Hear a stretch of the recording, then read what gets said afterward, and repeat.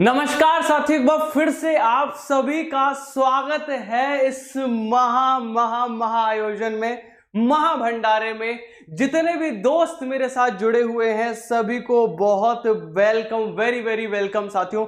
आप सभी का बहुत बहुत स्वागत है।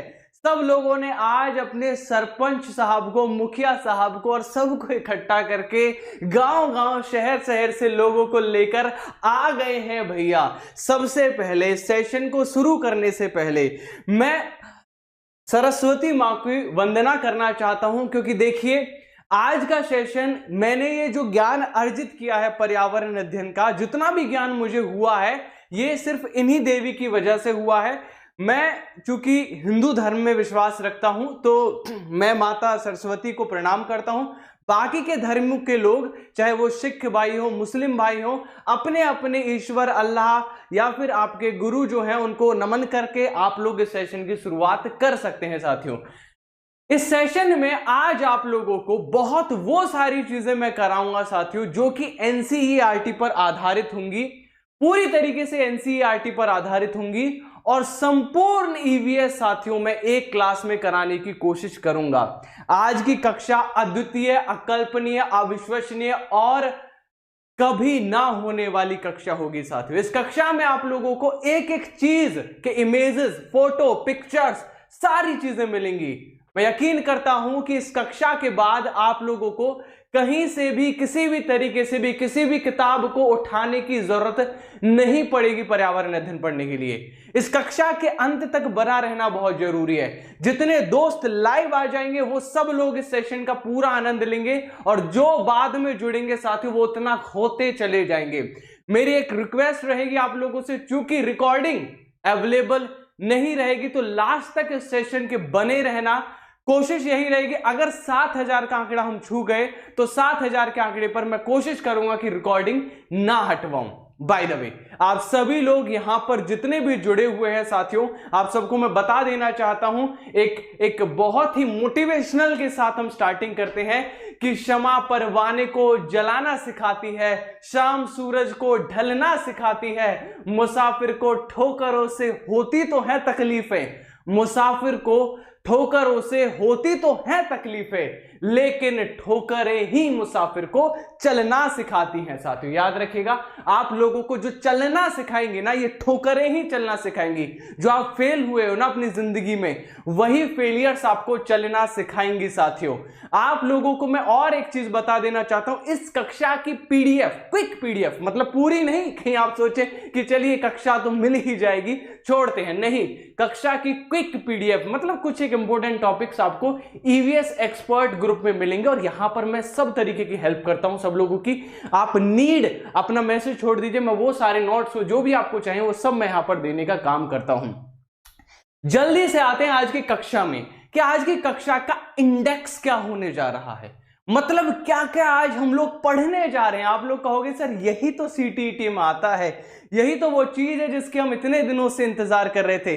गाना है ना, जिसका हमें था इंतजार वो घड़ी आ गई। ठीक है, आ गए हैं हम फाइनली, जितने भी दोस्त हैं, और 3600 दोस्तों के साथ इस सेशन की शुरुआत हम लोगों ने की है।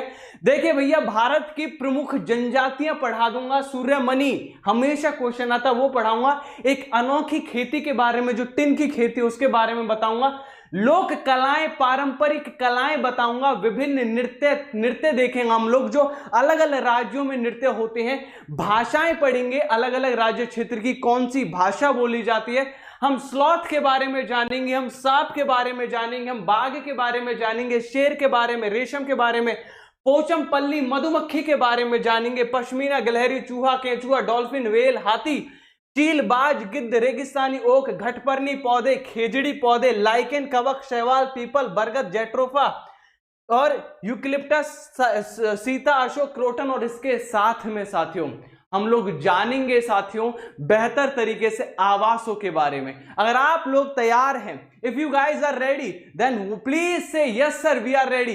क्या आप लोग तैयार हैं साथियों? एक बार सब लोग लिख देंगे कमेंट सेक्शन में, सर हम तैयार हैं। एकदम हम तैयार हैं। बहुत बढ़िया, शाबाश। ये कौन है? मैं हॉस्पिटल में आया हूं, कोई बात नहीं, आपका इलाज कर देंगे, ये क्लास आपका पूरा इलाज कर देगी, टेंशन मत लीजिए। शुरुआत करते हैं सबसे पहले साथियों प्रमुख जनजातियों की। भारत में सबसे प्रमुख जनजाति जो सीटीईटी की फेवरेट जनजाति है, वो कौन सी जनजाति है साथियों? वो है चंगप्पा की लद्दाख जनजाति। याद रखिएगा, चंगप्पा जनजाति कहां पाई जाती है? लद्दाख के अंदर पाई जाती है। क्वेश्चन आ सकता है, याद रखिएगा। कौन कौन कॉपी पेन निकाल कर बैठ गए हैं? कौन कौन कॉपी पेन निकाल कर बैठ गए? जिस किसी ने भी कॉपी पेन नहीं निकाले, उन सभी से रिक्वेस्ट है, प्लीज अपनी कॉपी, किताब, पेन और दिमाग, 3 चीज खोलकर बैठिए। बाकी मेरी गारंटी, मैं समझा दूंगा, दिमाग में घुसाने का मेरा रहा। याद रखिएगा, चंगप्पा जनजाति लद्दाख में पाई जाती है। गद्दी जनजाति, ये देखिए, ठीक है, ये गद्दी जनजाति की जो महिलाएं हैं साथियों, ठीक है, ये गद्दी जनजाति हिमाचल प्रदेश में पाई जाती है। सीधे क्वेश्चन आते हैं पेपर में कि गद्दी जनजाति इनमें से कौन से क्षेत्रों में पाई जाती है। याद रखिएगा, मुझ पे भरोसा रखिए। बकरवाल जनजाति जो है साथियों, जो बकरियों से रिलेट करती है, और बकरियां, पश्मीनी बकरियां खासतौर पर, ठीक है, या फिर नॉर्मल बकरियों की भी हम बात कर सकते हैं। वो बकरवाल जनजाति जो है साथियों, वो जम्मू कश्मीर में पाई जाती है। आप लोग यहां पर देख सकते हैं, चित्र लेकर आए हूं एक एक जनजाति के, ठीक है, एक एक जनजाति के आप लोगों को बकायदा चित्र दिखेंगे। थारू जनजाति जो है वो उत्तराखंड, उत्तर प्रदेश में देखने को मिलती है, ठीक है। ये थारू जनजाति के लोग हैं जो आप लोग मेरे साइड में देख रहे हैं। देवी जी प्रणाम, ठीक है, बहुत बढ़िया, शाबाश। ऐसे ही सीटेट है ना तुम्हारा भी, ठीक है, इनसे बोल दो अच्छी तैयारी है, ठीक है। तो देखो ये इनका भी सीटेट है भैया, इनसे भी थोड़ी बहुत प्रेरणा लो। ये भी सीटेट देने जा रही हैं, तैयार होके कह रही हैं कि सर अब तो ऑनलाइन एग्जाम देने का मन कर रहा है। बिल्कुल, मेरे से पढ़ाई की है उन्होंने भी। खैर आगे बढ़ते हैं। नागा जनजाति जो है वो नागालैंड, मणिपुर, अरुणाचल प्रदेश में पाई जाती है। याद रखिएगा साथियों, बहुत बढ़िया। नागा कहां पाई जाती है? नागालैंड में। और लुसाई जनजाति मिजोरम में पाई जाती है। इनका तो सीटेट पास हो गया लगता है, सभी सारे लोग मिलकर डांस कर रहे हैं ना, एकदम बेहतरीन तरीके से, ठीक है, बहुत बढ़िया। तो लुसाई जनजाति कहां पाई जाती है? मिजोरम में पाई जाती है। अगर समझ में आया तो लिखिए कि हां सर समझ में आया, एकदम बेहतरीन तरीके से समझ में आया। सीटीईटी के फेवरेट क्वेश्चन जब जनजातियों से पूछेंगे तो ये जो जनजातियां मैंने करा दी फिनिश, ठीक है, जनजातियों का टॉपिक फिनिश, खत्म। यहीं से अगर आप लोगों को जनजाति का क्वेश्चन आया तो इन्हीं जनजातियों से आपका आएगा। अब बात करते हैं एक अनोखी तरीके की खेती की। देखिए साथी, टिन की खेती से क्वेश्चन पूछ लेता है वो। कई बार एग्जामिनेशन में टिन की खेती से क्वेश्चन रिपीट हुए हैं, तो हमें यह जानना बेहद जरूरी है कि भारत के पूर्वोत्तर राज्य में, कौन से राज्यों में, साथी मेरे कान में नहीं सुनाई देता, थोड़ा ऊंचा बोलिएगा, कौन से राज्यों में? पूर्वोत्तर राज्यों में मिजोरम में एक अनोखे तरीके की खेती होती है। एक अनोखे तरीके की खेती जिसे टिन की खेती कहते हैं। याद रखिएगा, क्वेश्चन पूछा जा सकता है कि टिन की खेती कहां होती है? पूर्वोत्तर में होती है। अब आपको मैं बता दूं, इस खेती के लिए लॉटरी निकलती है। आप लोगों से पूछे कि भैया खेती के लिए लॉटरी कौन सी जगह निकलती है? पूर्वोत्तर चले जाइए, टिन की खेती होती है, लॉटरी निकलती है उस खेती करने के लिए। तो पूर्वोत्तर में टिन की खेती से लॉटरी निकलती है। अरे भैया लॉटरी लग गई गुरु, अभी शुरू ही हुआ है और हो गए शुरू 5000 दोस्त। वाह गजब, एक बार सब लोग डैब कर दीजिए, सारे के सारे जितने भी दोस्त हैं। अरे धुआं यार, है ना, धुआं धुआं उठा रखा है हम लोगों ने, ठीक है, बहुत बढ़िया, शाबाश। तो झूम की खेती जो है वो जमीन पर एक टिन बीज बोए जाते हैं, उन टिन को जो है लॉटरी निकालकर इनकी खेती की जाती है। अब आगे क्या पढ़ेंगे, शेयर करने से पहले हम आगे क्या पढ़ेंगे भैया, अब आने वाली है पारंपरिक कलाएं। अलग अलग चित्रकला के बारे में सुना होगा, पूछ लेता है वर्ली कहाँ की है, मधुबनी कहाँ की है। अरे भैया आज खत्म करते हैं ना, रोज रोज का झंझट बना दिया आप लोगों ने, रोज बैठ तो लेके पढ़ाई करने की, सर जी को कहाँ की है। अरे आज खत्म करते हैं, अभी की अभी खत्म करते हैं। तो चलें, क्या आप लोग तैयार हैं? क्या आप लोग तैयार हैं पारंपरिक कलाएं पढ़ने के लिए? अगर आप लोग तैयार हैं तो बोलिए कि हां सर हम लोग तैयार हैं पारंपरिक कलाएं पढ़ने के लिए। तो चलिए शुरुआत करते हैं सबसे पहले चित्रकाठी चित्रकारी की। यहां पर देखिए ये है चित्रकाठी चित्रकारी। ये जो चित्रकाठी कला है वो महाराष्ट्र में बनाई जाती है। कहां पर साथियों? महाराष्ट्र में। इस कला को याद रखिएगा, हाथ से बने कागज पर किसी कहानी को दिखाने के लिए बनाई जाती है। क्वेश्चन आ सकता है कि इनमें से किस चित्रकारी में कहानियां होती हैं? चित्रकाठी चित्रकारी में कहानियां होती है। ध्यान से देखिए, कहानी है कि भैया ये तो मेरे को कुछ लग रहा है कि अभी की कहानी है, तो 2021 की, और वो भी नवंबर दिसंबर की। जिस तरह से शादियां हो रही हैं उस हिसाब से तो अभी की कहानी लग रही है। ये लग रहा है मुझे कि दुल्हन जा रही है और ये टाटा बाय बाय करेगी, ठीक है वो ये, और ठीक है बहुत बढ़िया गाना चल रहा होगा, चन्ना मेरे यहाँ तू जल्दी जा, अगला अगला, ठीक है बहुत बढ़िया। कलमकारी अगली चित्रकला आती है। कलमकारी बेहतरीन चित्रकला है ना, वन ऑफ द फेमस चित्रकला। इस कला में कपड़े के ऊपर ब्लॉक प्रिंटिंग चित्रकारी की जाती है। कैसी चित्रकारी की जाती है? ब्लॉक प्रिंटिंग, कपड़ा लिया जाता है उस पर ब्लॉक प्रिंटिंग की जाती है पूरी तरह से। और इस कला को आंध्र प्रदेश में फेमस है साथियों, याद रखिएगा, पूछा जा सकता है कि कलमकारी कहां की चित्रकला है, तो कलमकारी कहीं और की नहीं साथियों, आंध्र प्रदेश की एक बहुत ही फेमस चित्रकला है। याद रहेगा? अगर याद रहेगा तो बोलिए कि सर हां बिल्कुल याद रहेगा। इसमें प्राकृतिक रंगों का प्रयोग किया जाता है। क्वेश्चन आ सकता है कि किस कला में, आंध्र प्रदेश की किस कला में प्राकृतिक रंगों का प्रयोग किया जाता है? याद रखिएगा इट्स कलमकारी। तो कलमकारी अगली बार आएगा तो कहां कर दोगे कलम, कहां टिक कर दोगे? आंध्र प्रदेश पर। कहां पर? आंध्र प्रदेश। मधुबनी, अरे भैया बिहार वाले जितने भी दोस्त हैं सब लोग खुश हो गए, अरे हमारी बात कर रहे हैं गुरुजी है, ठीक है। और खास तौर पर वो जो मधुबनी जिले से बिलोंग करते हैं ना, तो सब लोगों को मैं बता देना चाहता हूं, ये जो मधुबनी पेंटिंग है बहुत फेवरेट क्वेश्चन है। बिहार राज्य है तो सीटेट का फेवरेट क्वेश्चन है, ठीक है। बिहार की मधुमक्खी पूछ लेता है, बिहार की मधुबनी पूछ लेता है, ठीक है ना, तो ये बहुत फेवरेट राज्य है। खैर पढ़ लेते हैं। मधुबनी चित्रकला बिहार में पाई जाती है यहां पर। और एक और खास बात यह होती है साथियों, इस फूल में, इसमें, इस कला में फूल, पत्ती और इंसान, जानवर, पक्षी ये सब बनाए जाते हैं। इसमें चित्रों को उभार लाने के लिए रंगीन पेस्ट का उपयोग किया जाता है। क्वेश्चन आ सकता है कि मधुबनी चित्रकला में बनाए जाने वाला जो पेस्ट होता है, वो वाला पेस्ट नहीं गुरु, है वो वाला नहीं, वो जो पेस्ट होता है जिससे हम चित्रकला बनाते हैं वो किसका बनता है? वो किसका बनता है दोस्त? वो चावल का बनता है। किसका बनता है? वो चावल का बनता है। इसमें प्राकृतिक रंगों का इस्तेमाल होता है, जो हमारे प्राकृतिक रंग होते हैं साथियों उनका इस्तेमाल होता है। तो मधुबनी चित्रकला अगर कल को पूछी जाए तो क्या आंसर होगा आप लोगों का? एक बार जोर से दहाड़ कर कहिए क्या आंसर होगा आप लोगों का। हम लोगों का आंसर कुछ और नहीं होगा, हम लोगों का आंसर होगा कि जी हमारी तो ये चावल से बनाई जाती है। बहुत बढ़िया। आहा, फाड़ चित्रकारी, भैया देख रहे हो चित्रकारी का नाम ही फाड़ चित्रकारी है। तो बिल्कुल कहां पाई जाएगी? एक फाड़ प्रदेश में, राजस्थान वालों एक बार सब लोग हाथ खड़े कर दो कि गुरुजी राजस्थानी हम लोग हैं। बहुत बढ़िया, ये राजस्थान में पाए जाने वाली चित्रकला है। इस कला में कपड़ों के ऊपर चित्रकारी होती है। कपड़ों के ऊपर, यार देख रहे हो आप लोग, ये देखिए माता दुर्गा है, जय माता दी। भैया हम पर गुस्सा मत कीजिएगा, हम पढ़ाने का काम कर रहे हैं, अच्छे काम है, दुष्टों को सजा दीजिएगा, है ना। यह है राजस्थान में पाई जाती है। इस कला में कपड़ों के ऊपर चित्रकारी होती है और इस कला में बहादुर व्यक्तियों के कारनामे दिखाए जाते हैं। ठीक है, तो मेरा नाम भी आ ही जाएगा इसमें। राजस्थान वालों मेरा नाम डलवा देना भैया, ठीक है, फाड़ चित्रकारी में। यार बहादुरी कर रहा हूं, देख रहे हो आप लोग, ठीक है, सब कुछ पढ़ा रहा हूं फ्री ऑफ कॉस्ट। है किसी में मादा? कोई भी चैनल उठा के देख लो, कोई पढ़ा रहा है फ्री में, लेकिन मैं पढ़ा रहा हूं, ठीक है। आगे बढ़ते हैं, चलिए अब आगे क्या आएगा भैया? पारंपरिक कलाओं के बाद में हम लोग कुछ कढ़ाई बुनाई की बात करते हैं।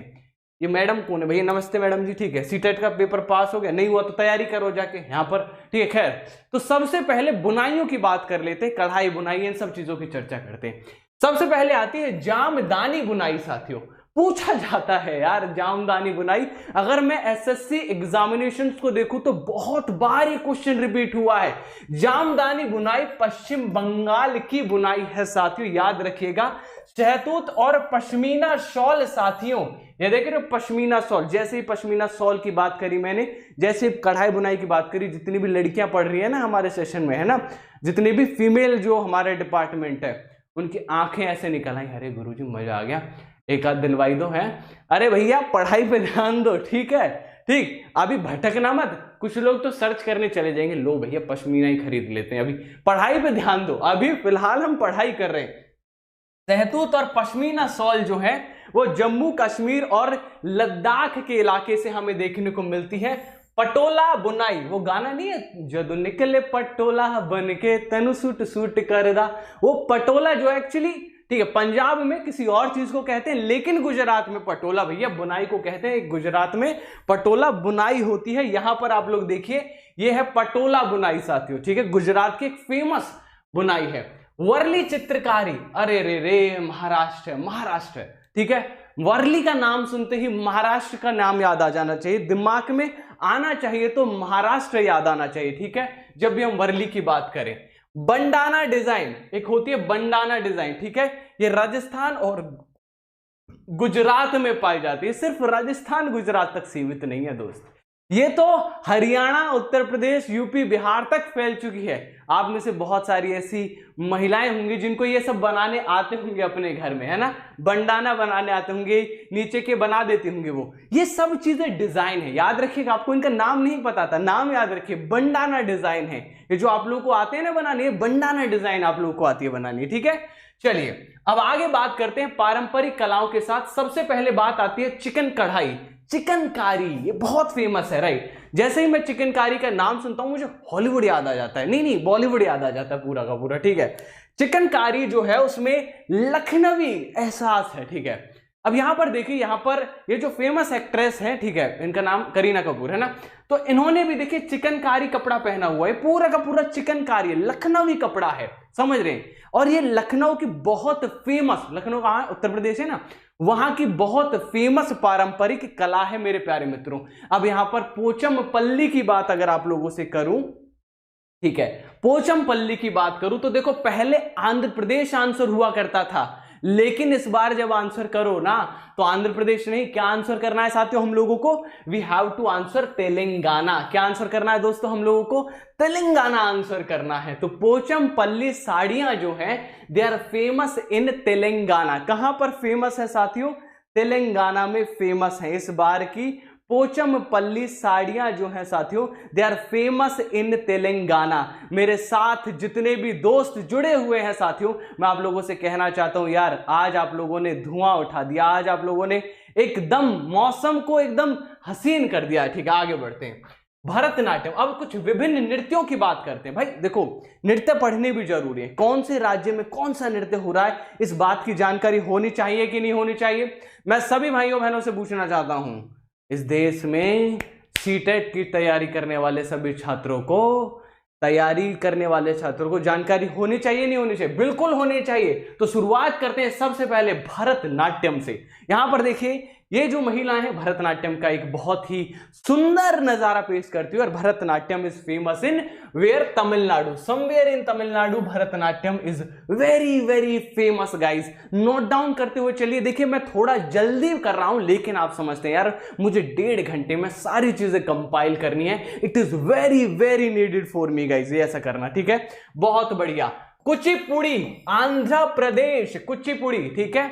अब देखो, कच्ची पूड़ी कहां खाई, ऐसे कैसे याद रखोगे, अंधा ही तो कच्ची पूड़ी खा सकता है भाई। कच्ची पूड़ी मान के चलो, कोई पकी पूड़ी नहीं है, कच्ची पूड़ी दे दे आपके सामने, अब अंधे हो तभी तो खा सकते हो। तो कच्ची पूड़ी आंध्र प्रदेश, कहां खाई, अंधे ने कच्ची पूड़ी खाई। तो कुचिपुड़ी आंध्र प्रदेश का एक फेमस डांस है साथियों। एक डैब में, क्योंकि मैंने पिछली बार का जो रिकॉर्ड था मेरा वो ब्रेक डाउन कर दिया है। It's yes guys, thank you so much guys, ठीक है, बहुत बढ़िया। उड़ीसी जो डांस है साथियों, ये जो उड़ीसी डांस है that is famous in Odisha, obviously Odissi dance famous will be Odisha. फिर आता है कथकली, कथकली है कहां चली, केरल चली, कहां चली, केरल चली, है ना। तो कथकली केरल का फेमस डांस है। मैं हमेशा मेरा जो पढ़ाने का तरीका है ना एंजॉय का है, मैं हमेशा सीरियसनेस में बिलीव नहीं रखता, कभी नहीं रखता। Learning is when you are happy, आप सीखते जब हैं जब आप खुश होते हैं। मणिपुरी डांस, देखिए मणिपुरी डांस, अरे मणिपुरी डांस केरल में कैसे हो गया, ठीक है, ये गलत है। मणिपुर का फेमस डांस है मणिपुरी डांस, ठीक है। भाई साहब रुकिए जरा, थमिए, आगे बढ़ते हैं। कथक डांस उत्तर प्रदेश का, एक कथक नहीं है भैया, मणिपुरी लगा रह गया, ठीक है। कथक डांस कहां का है, उत्तर प्रदेश का। देखो कथक कली जब हो जाए वो तो केरल चली, लेकिन कथक उत्तर प्रदेश तक सीमित रह जाएगा, ठीक है। कथक कहां का है, उत्तर प्रदेश का एक फेमस डांस है साथियों। अब पूछे रहा कथक, ठीक है, ये कथक है साथियों जो उत्तर प्रदेश का फेमस डांस है, ठीक है। यूपी वालों आता है करना, नहीं आता है, ठीक है, या फिर बैठ के ऐसे ही, ठीक है, बहुत बढ़िया। एकदम लग रहा है कि आनंद आ रहा है। पहले यार नहीं मजा नहीं आ रहा। जब तक तुम लोग नहीं लिखोगे कि सर आनंद आ रहा है सेशन में, तब तक मजा नहीं आएगा आगे बढ़ने में। लिखो साथियों कि सर मजा आ रहा है, पूरा आनंद दिला दिया, एकदम कोई कसर नहीं छोड़ी, एकदम फोड़ दिया। ठीक है, बहुत बढ़िया। आगे बढ़ते हैं। राउफ या फिर दामली डांस, इसमें जम्मू कश्मीर में होता है। लड़कियां इकट्ठी होती हैं, वो ऐसे हे है ना, इस तरीके का डांस करती हैं। तो राउफ दामली डांस जो है वो जम्मू कश्मीर में किया जाता है, इकट्ठा होकर ये जो है महिलाएं करती हैं। ठीक है, वहीं हमारा जो अगला जो डांस आता है घूमर। अब घूमर डांस के बारे में आखिरकार कौन नहीं जानता। फेमस जो गाने बने हैं साथियों घूमर पर, घूमर घूमेरे वगैरह वगैरह, बहुत तरीके के गाने चले हैं घूमर पर। ठीक है, अलग अलग तरीके के जो घूमर हैं आपने देखा राजस्थान हरियाणा में बहुत फेमस है घूमर डांस। ठीक है, याद रखिएगा, यहाँ पर घूमर डांस चल भी रहा है। ठीक है, बस बस बस देवी जी रुक जाइए। हाँ ठीक है, गरबा कहाँ का फेमस डांस है? गुजरात का डांस है गरबा। गरबा करते भी हैं लोग। ठीक है, ऐसे करके वो जो ऐसे दो वो क्या होती है, वो ऐसे है ना, वो लकड़ी सी होती है, मुझे नाम याद नहीं आ रहा उनका, ऐसे करके फिर ऐसे कुछ ऐसा डांस होता है वो गरबा। ठीक है, तो गरबा गुजरात का फेमस डांस है। ठीक है, गुजरात का कहाँ का डांस है? गरबा कहाँ का फेमस डांस है? Garba is the famous dance of Gujarat. Gujarat का फेमस डांस है साथियों गरबा। Very good. आगे बढ़ते हैं। तमाशा लावनी जो है महाराष्ट्र का है? महाराष्ट्र का जो फेमस डांस है साथियों that is Tamasha. Lavani dance है, बहुत गजब का डांस होता है लावनी डांस, है ना, महाराष्ट्र में किया जाता है और बहुत फेमस भी है ना। आपको दिखा होगा गंगूबाई वगैरह, इस तरीके के जो मूवीज में भी आप लोग ऐसे डांस आप लोगों को देखने को मिल सकते हैं साथियों। बहुत बढ़िया। आगे बढ़ते हैं, आगे चलते हैं साथियों। ठीक है, next is we have Cheraw dance. Cheraw dance आखिरकार कौन नहीं जानता चेराव को? Cheraw is very famous in Mizoram guys. Mizoram यार, आप कभी घूमिए और सीटेट का क्वेश्चन समझिए, सीटेट का आया हुआ क्वेश्चन देखिए, मुझे बिलीव नहीं हो रहा, ऐसे क्वेश्चन फंस जाते हैं। चेराव का जो फेमस डांस है वो कहां पर है? मिजोरम में। लकड़ी होती है, बांस होती है, ऐसे कूदना होता है, आगे पीछे जाना होता है, और जो नीचे बैठकर, ये बहुत टफ डांस है। ठीक है, मेरा तो पैर वैर फंस जाएगा। क्या आप लोगों के साथ भी ऐसा ही है? जरा बताइए, क्या आप लोगों के साथ भी ऐसा ही है? ठीक है, मेरा तो पैर वैर फंस चुका होता अब तक। ठीक है, तो चेराव डांस जो है that is very famous in Mizoram guys. Okay, अब कुछ स्नैपशॉट्स की बारी है। ठीक है, क्योंकि देखिए भाषाएं हैं, भाषाएं बहुत सारी हैं और उसके चित्र नहीं हो सकते, आप भी जानते हैं। तो मैं चाहता हूं कि समय रहते, देखो हम लोगों को समय में ये टॉपिक पूरा करना है। अब हम एनसीईआरटी बेस्ड पढ़ रहे हैं, तो आपको कुछ स्नैपशॉट्स लेने होंगे। क्या आप लोग रेडी हैं? अगर आप लोग रेडी हैं स्नैपशॉट लेने के लिए तो तैयार रहिए, वरना आप लोग बाद में इनको देख लीजिएगा। ठीक है, कॉपी करके देखिएगा। ठीक है, तो सबसे पहले ये है साथियों हमारे हिंदी, मुख्यतः उत्तर भारत में फेमस है। संस्कृत कोई विशेष राज्य नहीं है। मराठी महाराष्ट्र में, गुजराती गुजरात में, पंजाबी में, Sindhi Rajasthan, Dogri Jammu Kashmir. Snapshot 1 2 3 4 5 snapshot done. आगे बढ़ते हैं। उसके बाद आता है साथियों हमारा नेपाली, उत्तराखंड, उत्तर प्रदेश, बिहार, डोगरी, जम्मू कश्मीर, बंगाली, पश्चिम बंगाल, बोडो, आसाम, संथाली, और ये वाला ले लीजिए पूरा पूरा, कोंकणी, गोवा, कन्नड़। ठीक है, तो 1 2 3 4 5 स्नैपशॉट डन। ओके, आगे बढ़ते हैं साथियों। तमिलनाडु में, मलयालम, केरल में, तेलुगु, आंध्र प्रदेश में, असम में, मणिपुर में, उर्दू, लगभग पूरे भारत में, और कश्मीरी जम्मू कश्मीर में। 1 2 3 4 5 डन। वेरी गुड, बहुत बढ़िया। Okay okay okay okay. अब देखिए एक चीज मैं बताना चाहूंगा, आप लोगों को यहां पर दिखता रहेगा कि अब आगे क्या है, और यहां पर दिखता रहेगा कि हम किसकी बात कर रहे हैं फिलहाल। तो इस सेशन को मैंने कुछ, देखिए आगे आपको टाइमलाइन दिखती रहेगी बकायदा कि अब आगे क्या आने वाला है। जैसे इसमें लिखा है सांप के बारे में सब कुछ, तो आगे सांप हम जानेंगे, समझ रहे हैं? आगे जो भी रहेगा वो हम जानते रहेंगे कि इस सेशन में आगे क्या आने वाला है। जैसे आप लोग वो देखते हो ना, ठीक है, वो कभी सास भी कभी बहू, उसमें बीच में आते हैं 3 स्लाइड और बताते हैं भैया आगे क्या होने जा रहा है, वैसे ही आप यहाँ पे देखते रहोगे। तो चलिए सबसे पहले बात करते हैं हम स्लॉथ की, है ना। आप लोगों की बात करता हूं जो सोते बहुत ज्यादा हैं, ठंडों में तो नींद बहुत ज्यादा आती है, तो स्लॉथ से मिल लेते हैं साथियों। तो स्लॉथ दिन में 1 दिन शौच के लिए उतरता है, सप्ताह में 1 दिन, समझ रहे हैं? स्लॉथ इतना आलसी है, ये शौच के लिए भी सिर्फ 1 दिन उतरता है कि कोई नहीं, क्या ही दिक्कत है, आराम से स्टोर करके रखता है ना। स्लॉथ एक अच्छा तैराक भी है, वो तो दिख ही रहा है, देखिए कितनी मस्ती के साथ तैर रहा है, यहाँ पर मजे आ रहे हैं स्लॉथ के, कोई दिक्कत ही नहीं है उसे, बढ़िया आनंद में, है ना। अधिकांश स्लॉथ अमेरिकी महाद्वीप में पाए जाते हैं, जो अमेरिका महाद्वीप है sloth is famous in American महाद्वीप, राइट। स्लॉथ जो है वो अमेरिका महाद्वीप का एक फेमस एनिमल है। क्वेश्चन साथियों ये वाली लाइन सीटेट में पूछी गई है, याद रखिएगा साथियों, ये वाली लाइन सीटेट में पूछी गई है। तो देखो जो इंपॉर्टेंट चीजें हैं, जो बहुत ज्यादा विशेष महत्वपूर्ण चीजें हैं, वो मैं आप लोगों को करा रहा हूं साथियों। यहां देखिए स्लॉथ भालू जैसा दिखता है, लेकिन ये भालू है नहीं, भालू से अलग प्रजाति है। स्लॉथ पेड़ों पर उल्टा लटक कर 17 घंटे सोता है। आप लोग भी आराम से सब कुछ तैन है ना, सीटेट वीटेट की टेंशन त्यागी, सो गए कृष्ण मुरारी, है ना। चलिए बहुत बढ़िया। स्लॉथ जिस पेड़ पर रहता है उसी पेड़ की पत्तियां खाना पसंद करता है, जिस पेड़ पर टिकेगा उसी पेड़ की पत्तियां खाएगा।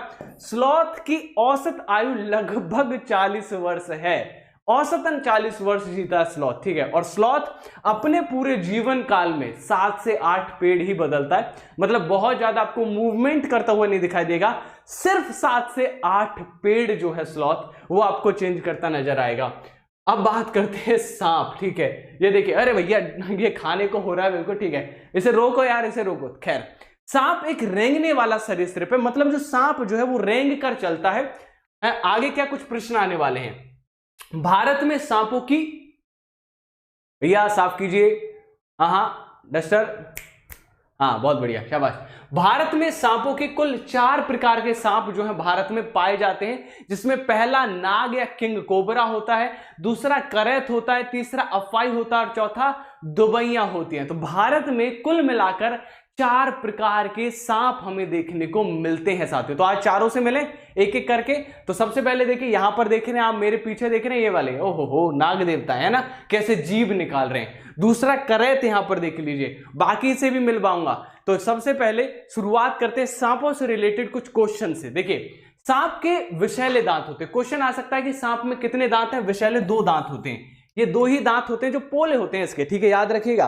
सांप के दोनों दांत जो होते हैं वो खोखले होते हैं, है ना, दोनों दांत खोखले होते हैं। जैसे ही डसेगा आपके अंदर जहर डाल देगा, यानी खोखले दांतों से, ठीक है, याद रखिएगा। सांप काटने की दवा सीरम सांपों के जहर से ही बनाई जाती है। कहते हैं ना, लोहे को लोहा काटता है, डायमंड को डायमंड काटता है, ठीक है, गर्मी को गर्मी काटती है, वैसे ही सांप के जहर को सांप का जहर ही काटता है, ठीक है। और प्राथमिक स्वास्थ्य केंद्रों पर दवाइयां मौजूद हैं। तो कभी सांप काटे तो मैंने देखा है, जैसे सांप काटता है तो इनके सीरियल में क्या होता है, वापस से बीन बजाकर उसी नागिन को बुलाया जाता है, नागिन आइए, हमारे देखिए बच्चे को सांप काट गया है, आप आकर इसका जहर निकाल लीजिए। अरे भैया ये कौन सी, उसमें क्या, इसके एक बात बताइए, इसके जो दांत हैं उनमें सक्शन करने के लिए, सूतने के लिए, खींचने के लिए कोई डिवाइस थोड़े ना लगा। लेकिन भाई साहब ना ना ना, हमारे यहाँ की मूवीज में ये महिला जो है, ठीक है, जो महिला आप देख रहे हैं मेरे पीछे, ये सब कुछ कर सकती हैं, कोई भी काम नहीं है ऐसा जो ना हो, ठीक है। ये रूप बदल सकती है, ये जहर भी पी सकती है, जहर को वापस भी कुछ भी कर सकती है, ठीक है। पर उन सब से बचने के लिए मैं आपसे कहूंगा इन सब में बिलीव ना रखें, ये बहुत गलत है, ये आज ही रोक देने चाहिए। Every unscientific thing should be stop, because ये बच्चों में गलत जानकारियां देती है। सांपों के दांत होते हैं, लेकिन याद रखिएगा वो सांप जो है अपने भोजन को सीधा निगल जाता है। सांपों के 2 दांत तो होते हैं, लेकिन वो खाता नहीं है सांप, ठीक है। अगर आप सोचें क्या सांप भोजन खा सकता है, ना बाबा ना, ठीक है, वो सांप भोजन नहीं खाता, निगलता। देखोगे कैसे निगलता है, देखना है, निगलता है, देख लो भैया, ऐसे निगल जाता है सांप भोजन को, ठीक है। अगर मैं सर दूंगा तो सर को भी निगल जाएगा, इसलिए दूर रहता हूं मैं, ठीक। देखिए सांप कितना बड़ा मुंह करके अपना निगल गया। इसके जो ये वाली मसल्स होती है ना, यहाँ पर जो इसकी मसल्स बहुत स्मूथ मसल्स होती हैं, बहुत तेजी से खुलने वाली मसल्स होती हैं, ठीक है। मतलब मैं कह सकता हूं बहुत शानदार जो है मसल्स हमें वो देखने को मिलती हैं साथियों, याद रखिएगा साथियों, ठीक है। आगे बढ़ते हैं हम लोग। यहां पर नाग या किंग कोबरा एक ऐसा सांप है जो घोंसला बनाता है। नाग जो है घोंसला बनाकर रहता है, यहां पर ध्यान से देखिए, ये नाग है और ये घोंसले में रह रहा है। सांपों को किसान का मित्र भी कहा जाता है। सांप जो होते हैं वो किसान के मित्र है। क्यों कहा जाता है? अब आपके दिमाग में नहीं आता कि सर सांपों को किसान का मित्र क्यों? अरे भैया सांप क्या करता है, जो छोटे मोटे कीड़े मकोड़े होते हैं जो आपकी फसल को बर्बाद कर सकते थे, सांप उनका सफाया कर देता है। तो सांप को इसलिए किसान का मित्र कहा जाता है। आप कहोगे सर जी केंचुए को भी तो किसान का मित्र कहा जाता है। मैंने कब मना किया, केंचुआ भी किसान का मित्र होता है क्योंकि वो भूमि को खोखला करने का काम करता है। विश्व का सबसे लंबा जीव अजगर है। अगर लंबाई की बात हो तो विश्व का सबसे लंबा जीव जो है वो अजगर है, और विश्व में सबसे अधिक सांप विषुवतीय रेखा में पाए जाते हैं। हांगकांग के लोग जो हैं वो सांप के मांस को खाते हैं, जिसे लिंगहू फैन कहते हैं। क्वेश्चन आया था या नहीं आया था मेरे प्यारे दोस्तों? एक चीज बताइए मुझे, यहां से क्वेश्चन पूछा गया था नहीं पूछा गया था कि हांगकांग के जो लोग हैं वो मांस को खाते हैं, इस मांस को लिंगहू फैन कहते हैं, कहा गया था। ठीक है, बहुत बढ़िया।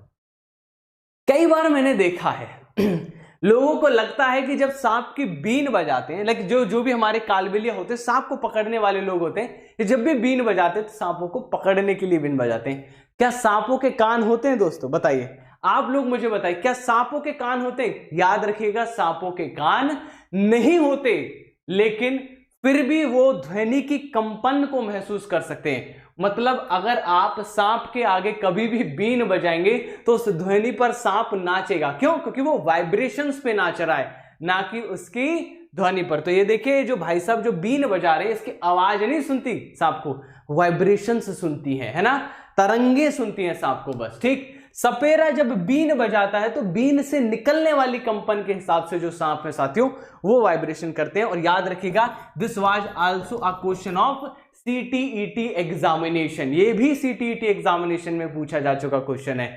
पूरी एनसीईआरटी करा रहा हूं, पूछेगा कैसे नहीं भाई? एनसीईआरटी पूरी हो रही है नहीं हो रही है?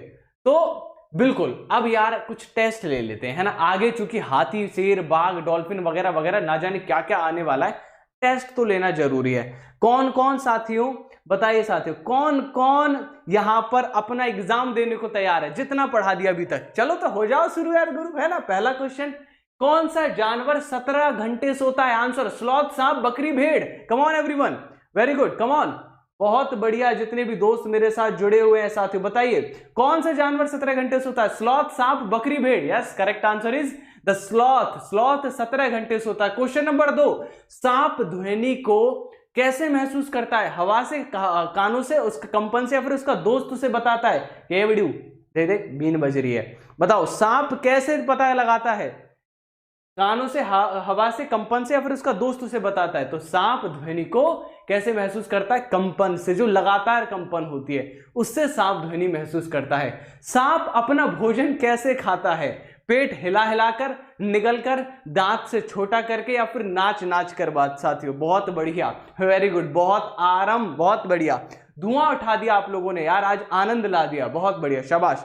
तो सांप जो अपना भोजन खाने के लिए, याद रखिएगा, पूरा निगल लेता है भोजन को। मैंने बताया था आपको पहले भी कि भोजन को निगलने के लिए सांप भोजन निगलता है, ठीक है, खाता नहीं है।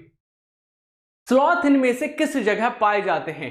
अमेरिकन महाद्वीप में, एशियाई महाद्वीप में, जापान में, या फिर अफगान में? बताइए साथियों। तो स्लॉथ जो हैं वो ज्यादातर कहां पाए जाते हैं? Come on guys everyone, yes, they are found in American महाद्वीप। स्लॉथ सबसे अधिक अमेरिकन महाद्वीप में पाए जाते हैं मेरे प्यारे मित्रों। और भारत में कौन सा सांप है साथियों? इनमें से कौन सा एक सांप है? नाग, अफाई, दुमही, या फिर ये सभी के सभी एक सांप हैं साथियों?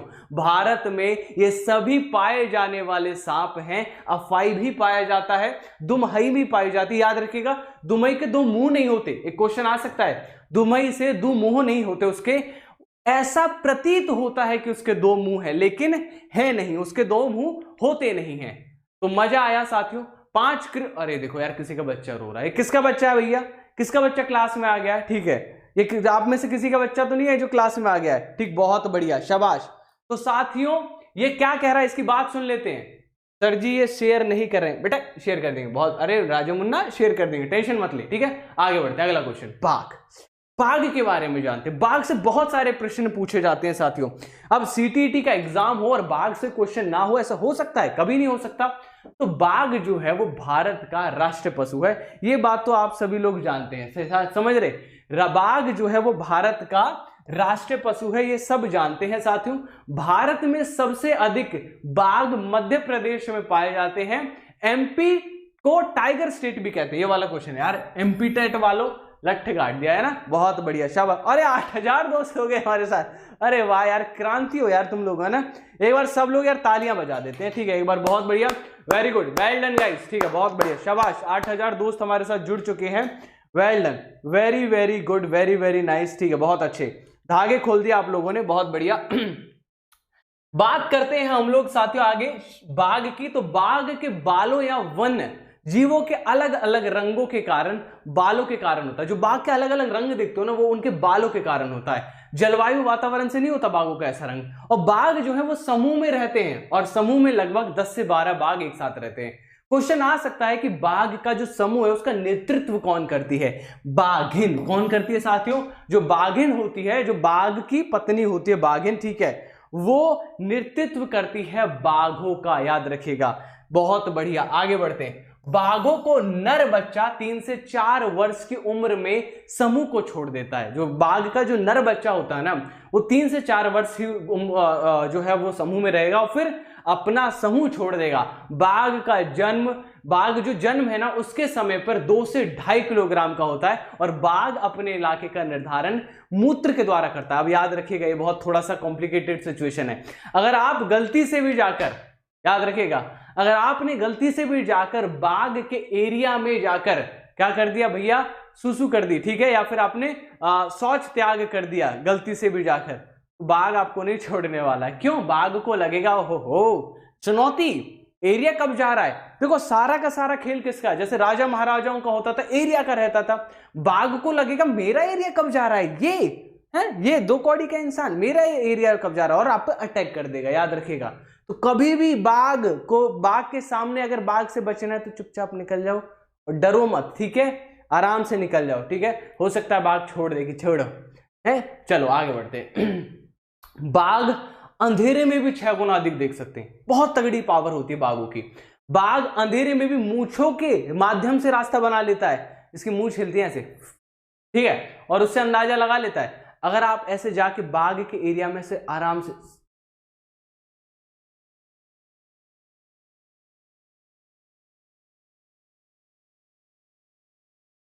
ऐसे जाने की भी कोशिश करोगे ना, तो पत्तियां अगर हिली थोड़ी भी, पता लगा लेगा कौन है, इधर आओ, ठीक है। तो बाघ जो है ना, पत्तियों की सरसराहट को पढ़ने में बहुत माहिर होता है।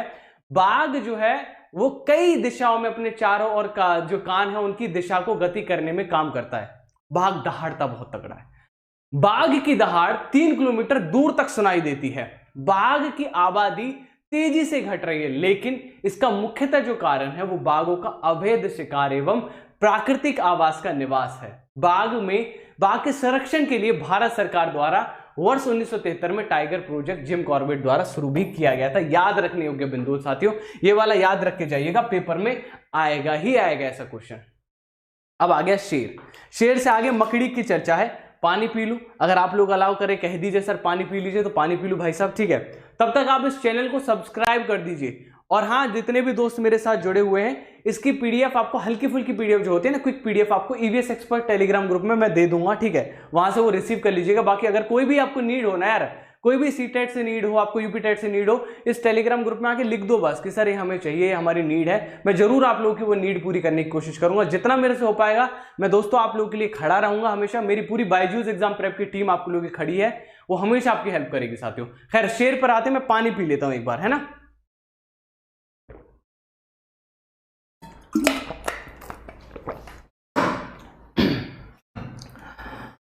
ओके, आज तो भैया मौसम बना दिया आप लोगों ने, ठीक। खैर शेर जो होते हैं ना, शेर भूरे रंग का होता है, जंगल का राजा कहते हैं हम इसे। भारत में सबसे अधिक शेर जो है वो गिर राष्ट्रीय उद्यान में पाए जाते हैं। कहां? गुजरात में पाए जाते हैं शेर सबसे अधिक। शेर समूह में रहता है, और शेर के एक समूह में 10 से 12 शेर शेरनी के बच्चे रहते हैं। शेर भी अपने इलाके का निर्धारण मूत्र के द्वारा करता है। शेर भी 6 गुना अधिक देख सकता है। याद रखिएगा, लगभग किससे मिलता जुलता है? किससे मिलता जुलता है? टाइगर से मिलता जुलता है, बाघ से मिलता जुलता है साथियों। ओहो, मकड़ी से कई बार क्वेश्चन आया है हमारे एग्जामिनेशन में। मकड़ी से कई बार क्वेश्चन पूछा गया है। मकड़ी क्या है, कैसे काम करते हैं, तो समझते हैं। मकड़ी जो है वो आर्थ्रोपोडा संघ का जीव है। आर्थ्रोपोडा क्या होता है दोस्त? आर्थ्रोपोडा एक बहुत बड़ा संघ है साथियों, है ना, जिसमें मकड़ी, हमारे जो जितने भी कॉकरोच वॉकरोच होते हैं, ये सब आ जाते हैं। सारे ऐसे जीव जो है आर्थ्रोपोडा संघ में आते हैं। तो क्वेश्चन कल को पूछे साथियों कि मकड़ी, कॉकरोच, ये सब किस जीव के जीव हैं, किस संघ के जीव हैं? आर्थ्रोपोडा संघ के जीव हैं। मकड़ी को कीट वर्ग का अपवाद मानते हैं क्योंकि इसके 6 पैर होते हैं, और जबकि मकड़ी के साथियों याद रखिएगा लगभग 8 पैर होते हैं। एक ये मकड़ी है जिसके 4 ही पैर होते हैं, ठीक है, पर ये हॉलीवुड में पाई जाने वाली मकड़ी है, इसे स्पाइडरमैन बोलते हैं। आगे बढ़ते हैं साथियों, ठीक है। वास्तव में मकड़ी ये है, याद रखिएगा, 2 2 2 और 2, 8 पैर कुल मिलाकर मकड़ी के होते हैं। गिन लीजिए बेशक, ठीक है ना। जिसकी मैथमेटिक्स अच्छी है वो गिन सकता है यहां पर, ठीक, बहुत बढ़िया। आगे बढ़ते हैं। मकड़ी को सामाजिक कीट के वर्ग में सम्मिलित नहीं किया जा सकता। मकड़ी को आप ये नहीं कह सकते यार सामाजिक जीव है, आप कह ही नहीं सकते सामाजिक जीव है। क्यों नहीं है सामाजिक जीव? क्योंकि मकड़ी यार क्या रहती है साथियों, लोगों के साथ इकट्ठा रहना नहीं पसंद करती। मकड़ी अकेला रहना पसंद करती है, ठीक है। मैं तो अकेली रहूंगी, है ना। आप इससे कहोगे ना, नहीं देखो 2-4 मकड़ियां इकट्ठी ले रहो, तो दोनों अलग अलग भागेंगे, भागो यहां से, ठीक है। सामूहिक जीव में रहने वाले जीव कौन है जो सामूहिक कीट है? क्वेश्चन आ सकता है। मधुमक्खी, चींटी और बर, ये सब ऐसे जीव है जो इकट्ठा रहना पसंद करते हैं। मधुमक्खी आपने देखी होगी, पूरा छत्ता बना के रहती है भाई साहब, है ना। कौन है बताओ, है कौन छेड़ रहा है छत्ते को? और जिसने छत्ता छेड़ा उसी को ट्यूं, ठीक है, उसी को खत्मा, उसी का खात्मा। अब कुछ क्वेश्चंस कर ले साथियों, अगर आप लोग कहें तो दुबई नामक सांप की प्रजाति किस देश में पाई जाती है? फटाफट से आंसर कीजिए। अमेरिका, ब्राजील, भारत, दक्षिण अफ्रीका। कम ऑन एवरीवन, कुछ क्वेश्चंस आ गए हैं आप लोग के लिए। तो इनमें से किस जगह पर, जिनको जो अभी आए हैं साथियों उनसे मैं कहना चाहूंगा कि मजे लीजिए, पढ़ाई करते रहिए। तो दुबई नामक जो सांप की प्रजाति है वो साथियों कहां पाई जाती है? फाउंड इन इंडिया, भारत में पाई जाते हैं दुबैया। कौन सा सांप घोंसला बनाकर रहता है? अजगर, किंग कोबरा, करे तो दुबैया। बहुत बढ़िया, सही आंसर क्या है? अरे भैया अब तो आंसर ठोक दो यार। Correct answer is none of the above, that is king cobra, right, B is the correct answer, ठीक है। टाइगर स्टेट किसे कहा जाता है? उत्तर प्रदेश, अरे भैया एमपी वालों आप तो हल्ला मचा दो कि सर हमारा नाम आ गया टाइगर स्टेट। मध्य प्रदेश को टाइगर स्टेट कहा जाता है। बाघ के समूह का नेतृत्व कौन करता है साथियों? बाघिन, बाघ दोनों या फिर इनमें से कोई नहीं? तो बाघ का जो समूह होता है ना उसका नेतृत्व बाघिन करती है। कई बार मैंने बताया आप लोगों को, याद रखने योग्य है। बाघ अंधेरे में मनुष्य की तुलना में कितना देख सकता है? बाघ अंधेरे में मनुष्य की तुलना में कितना देख सकता है? बताइए फटाफट से। 5 गुना, 6 गुना, 10 गुना, 4 गुना? Yes, it is 6 times. बाघ जो है अंधेरे में मनुष्य की तुलना में 6 गुना देख सकते हैं। वेरी गुड, ठीक है। और बाघ भारत में सबसे अधिक शेर किस राष्ट्रीय उद्यान में पाए जाते हैं? काजीरंगा, कान्हा, गिर या फिर इनमें से कोई नहीं? तो भारत में सबसे अधिक शेर जो है साथियों वो हमारे गिर राष्ट्रीय उद्यान में पाए जाते हैं, गिर नेशनल पार्क में पाए जाते हैं। हमसे मोस्ट लॉइन सबसे ज्यादा, है ना। मकड़ी के पैरों की संख्या भी बताया यार कुछ देर पहले ही, बताइए मकड़ी के पैरों की संख्या। जिसने गलत बताया उसके पैरों की संख्या घटा बढ़ा देंगे हम लोग, है ना। सबको सही बताना है। मकड़ी के पैरों की संख्या 8 होती है, याद रखिएगा। मकड़ी किस संघ का जीव है? अभी बताया थोड़ी देर पहले, बहुत बढ़िया, शाबाश जितने भी दोस्त हैं यहां पर। तो मकड़ी की संघ के जीव है। मकड़ी जो है वो आर्थ्रोपोडा संघ की जीव है, ठीक है। बायोडीजल कैसे बनता है उस पर हम बाद में चर्चा करेंगे। खैर अब आ जाते हैं कुछ कीड़े मकोड़े की। जब हम आगे चर्चा कर ही रहे हैं तो रेशम की भी चर्चा कर लेते हैं, रेशम की कीड़ों की भी चर्चा कर लेते हैं। करें नहीं करें चर्चा? बताओ भैया, चर्चा करनी चाहिए कि नहीं करनी चाहिए? बिल्कुल। रेशम के कीड़ों से भैया ना जाने एक सीटेट का कौन सा नाता है, हमेशा एक प्रश्न पूछ लेता है और बच्चे कहते हैं जी हमको तो नहीं आता है। अरे क्यों नहीं आता है? लोकेश सर की क्लास ली होती तो डेफिनेटली आता, ठीक है। अगर पढ़े होते मेरे से तो डेफिनेटली आता, पिछली बार भी पढ़ाया था, आज भी पढ़ा रहा हूं, तो समझो ध्यान से। रेशम का कीड़ा जो है, रेशम कीट पालन को सेरिकल्चर कहते हैं हम लोग। क्या कहते हैं? सेरिकल्चर। और रेशम के कीड़े को सहतूत के पेड़ों पर पाला जाता है। कहां पर पालते हैं साथियों? इसे सहतूत के पेड़ों पर पालते हैं।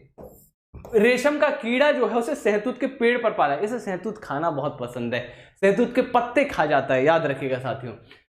भारत में सबसे अधिक जो रेशम कीट का पालन है वो जम्मू कश्मीर करता है, लद्दाख करता है, आंध्र प्रदेश करता है, असम करता है। क्वेश्चन याद रखिएगा आ सकता है यहां से, ठीक है। दोबारा से कह रहा हूं, यहां से क्वेश्चन आ सकता है साथियों।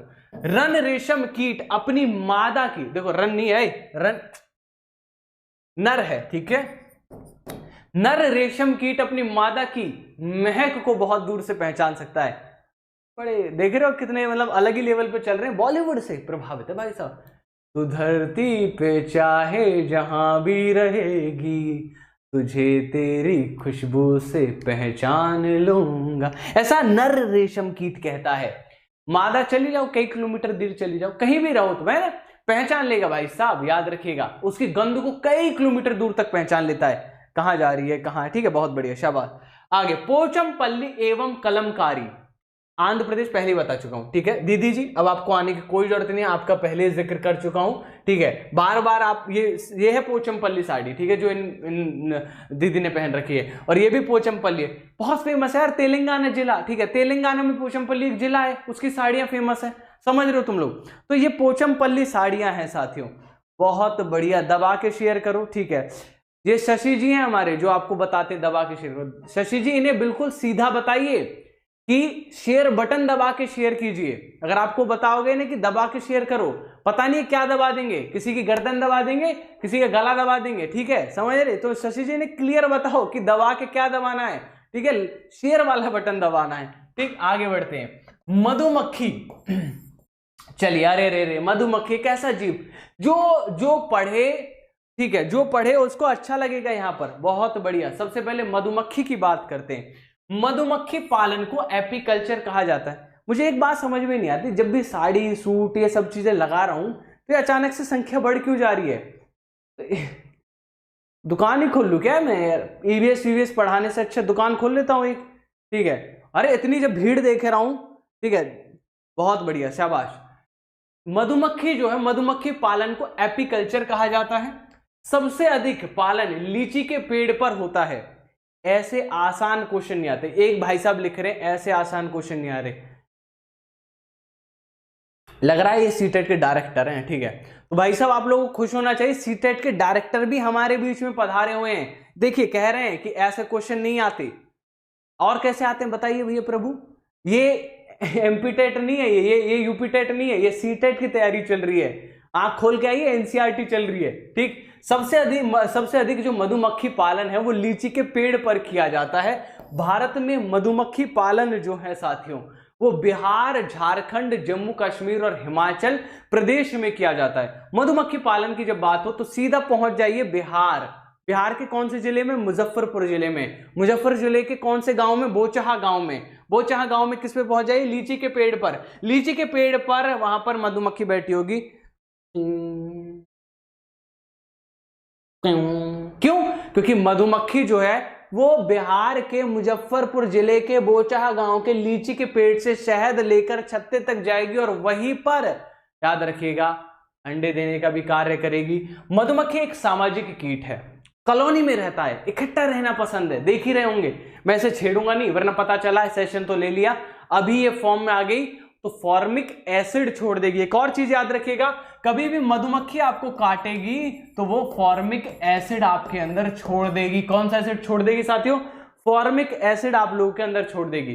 तो मधुमक्खी जो है वो फॉर्मिक एसिड जो है साथियों, वो आप लोगों के अंदर फॉर्मिक एसिड जो है वो छोड़ देगी साथियों, याद रखिएगा। बहुत बढ़िया, ठीक है, बहुत बढ़िया। चलिए आगे बढ़ते हैं। ये बस्ती में रहती है, बस्ती में रहती है, हस्ती में रहती है। मधुमक्खी पालन उस क्षेत्र का सबसे अच्छा माना जाता है जहां पत्तियां और पौधे अधिक होते हैं साथियों। मधुमक्खी पालन जो है उस क्षेत्र में माना जाता है जहां पर सबसे अधिक फूल पत्ती वाले, जो फूल पत्ती जो है वो आप लोगों को देखने को मिलेंगे। अच्छा यार, एक क्लास और दूं क्या आप लोगों को ऐसी? ठीक है, एक चीज और मुझे कहनी है आप लोगों से। ठीक है, आज तारीख है 4 तारीख, ठीक है, कल 5, 6, 7, ठीक है, और यानी कि जो भी आने वाला बुधवार होगा, याद रखिएगा। एक अनाउंसमेंट सुन लीजिए मेरी ओर से, जो आने वाला बुधवार है साथियों, उस दिन मैं आप लोगों का 100 क्वेश्चन का टेस्ट लूंगा। ठीक है, 100 प्रश्नों का टेस्ट लूंगा। अब टेस्ट लूंगा तो यार मुझे ये तो पता होना चाहिए कि 100 क्वेश्चन का टॉपर कौन है भैया, पता होना चाहिए कि नहीं होना चाहिए। तो 100 क्वेश्चन का टेस्ट लूंगा और वो टेस्ट आपको बायजूस एग्जाम प्रेप की एप्लीकेशन पे देखने को मिलेगा, ऐप पर। ठीक है, उसमें क्या होता है कि यार हम ना पोल करा लेते हैं, मतलब आपके सामने 4 ऑप्शन आए, आप ABCD चुनेंगे। जो टॉपर होगा, जो भी भाई साहब टॉपर होंगे, उसको मेरी ओर से 1000 रुपए की राशि मिलेगी, मैं दूंगा आप लोगों को 1000 रुपए। ठीक है, जो भी टॉपर होगा उसे 1000 रुपए का पेटीएम मेरी ओर से होगा, एक अकेले टॉपर को। 100 क्वेश्चन की मैं एक टेस्ट लेकर आ रहा हूं, एप्लीकेशन पर कराऊंगा, इस बुधवार को कराऊंगा। कब कराऊंगा? आने वाले बुधवार को। याद रखिएगा डेट। अनाउंसमेंट अच्छी लगी तो कह दीजिए सर अच्छी लगी। और पूरा का पूरा पेपर कोशिश करूंगा जैसा आपका सीटेट का पेपर आता है वैसा ही आए। ऑनलाइन प्रैक्टिस कराने की कोशिश करूंगा आप लोगों को, ठीक है। चलिए, मधुमक्खी पालन के लिए सबसे उपयुक्त महीना जो है वो अक्टूबर से दिसंबर का होता है। भैया कभी भी सर मत खुजाइए, कहिए कि अक्टूबर से दिसंबर में अगर मधुमक्खी पालन देखना तो आइए। मधुमक्खी पालन कब होता है? अक्टूबर से दिसंबर में।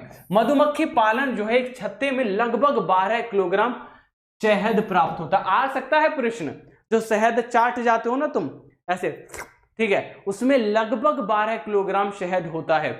मधुमक्खी के छत्ते में एक रानी मधुमक्खी और कुछ राजा श्रमिक होते हैं। जो मधुमक्खी का छत्ता होता है ना, यहां पर ध्यान से देखिए, इसमें एक रानी मधुमक्खी बैठी होगी कहीं भी, और वो मधुमक्खी, अब देखो एक चीज मैं बता दूं तुम लोग को, नर वैसे भी बहुत कुछ नहीं करते हैं। नर जो है वो एक ही काम पर उनका जोर रहता है, प्रजनन, है ना। प्रजनन में काफी अच्छे हैं नर, बाकी सब चीजों में उनको कोई रुचि नहीं होती है ना ज्यादा। तो नर भी ऐसी है, ठीक है। जो रानी मधुमक्खी है वो तो देखो उसे तो अंडे देने से मतलब बस, ठीक है, वो तो टुपुक टुपुक टुपुक लगा के लाइन लगा के रखती है, अंडे देती रहती है। बाकी कुछ होती है श्रमिक मधुमक्खियां, वो पिंग पूरा दिन इधर उधर घूमकर शहद लाती हैं और इस यहां तक ला के रख देती हैं, ठीक है, मतलब कुछ रस लाती हैं।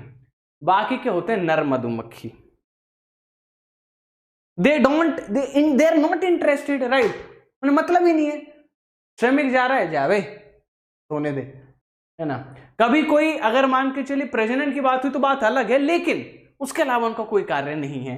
They just enjoying their time, vacation पर है भाई, वो लोग छुट्टी पर गए हुए हैं, समझ रहे हो आप लोग। तो मधुमक्खियां जो है वो अपने भोजन की सूचना, अगर मधुमक्खियों को भोजन मिलता है तो वो कैसे देंगी? नाचने लगेंगे ऐसे पिंग, ठीक है। और दूसरी मधुमक्खियों को मिल जाएगा पता, ओहो भोजन, हाँ वेरी गुड, दूसरी मधुमक्खियों भी पेन, है ना, वो भी नाचने लगेंगी और दूसरी मधुमक्खियां नाचने लगेंगी। तो इस तरह से सारी मधुमक्खियां नाचने लगेंगी। जब ये नाचने लगेंगी तभी मैं खाना ले जाऊंगा। समझ रहे हैं? नाचती रहेगी ये, ठीक है। आगे बढ़ते हैं। पश्मीना झबरू बाल, ओहो, ठीक है, ये देख रहे हैं पश्मीना बकरी है, बहुत झबरू बाल होते हैं इनके। पश्मीना बकरी लद्दाख के केंद्र शासित प्रदेश में पाली जाती है। हालांकि हमारे यहाँ के कुत्ते भी ऐसे होते हैं कुछ, ठीक है, गली वगैरह में घूम रहे होते हैं, इतने झबरू वाले बाल होते हैं उनके ना, लदे रहते हैं वो। खैर इसकी बात कर लेते हैं। ये जो देवी जी हैं, जो आप पश्मीना देवी जी देख रहे हैं, इनके चरण स्पर्श कीजिए क्योंकि सीटेट में आती है, ठीक है। इन देवी के चरण स्पर्श कीजिए, सीटेट की फेवरेट है बकरी, ठीक है। कहां पाई जाती है? लद्दाख में पाई जाती है। याद रखिएगा, पश्मीना बकरी लद्दाख के केंद्र शासित प्रदेश में पाली जाती है। क्या खास बात है, पश्मीना बकरी के जो बाल है ना वो बहुत ही महीन होते हैं, है ना, बहुत ज्यादा महीन होते हैं। 5000 मीटर की ऊंचाई पर, लद्दाख बहुत ऊंचा है दोस्त, वहां पर भी जिंदा रह लेती हैं। इवन इतना ही नहीं, -10 डिग्री टेम्परेचर भर भी जिंदा रह लेती हैं। अब ये इनके बाल इतने लंबे हैं भैया, कंबल ओढ़ के बैठी हो, है ना, इनके बालों से कंबल बनाए जाते हैं। जब खुद ही कंबल ओढ़ के बैठी है तो जीवन जी लेंगी जैसे तैसे करके, ठीक है, एडप्ट कर चुकी होती है। अब कोई इंसान होता तो वो तो मजे ही आ रहे होते उसके, है ना, पर वो कब दिक्कत हो जाती? जब राजस्थान पहुंच जाता, फिर पता चलता पूरा गंजा हो गया शरीर, है ना। समझ रहे हैं? यहाँ तक लद्दाख तक ठीक था, लेकिन जब तक ऐसे, अगर मैं पश्मीना बकरी को ले आऊं कहां पर, राजस्थान में ले आऊं, भाई सब प्यास के मारे मर जाएगी, गला ही सूखा रहेगा इसका तो, ठीक है।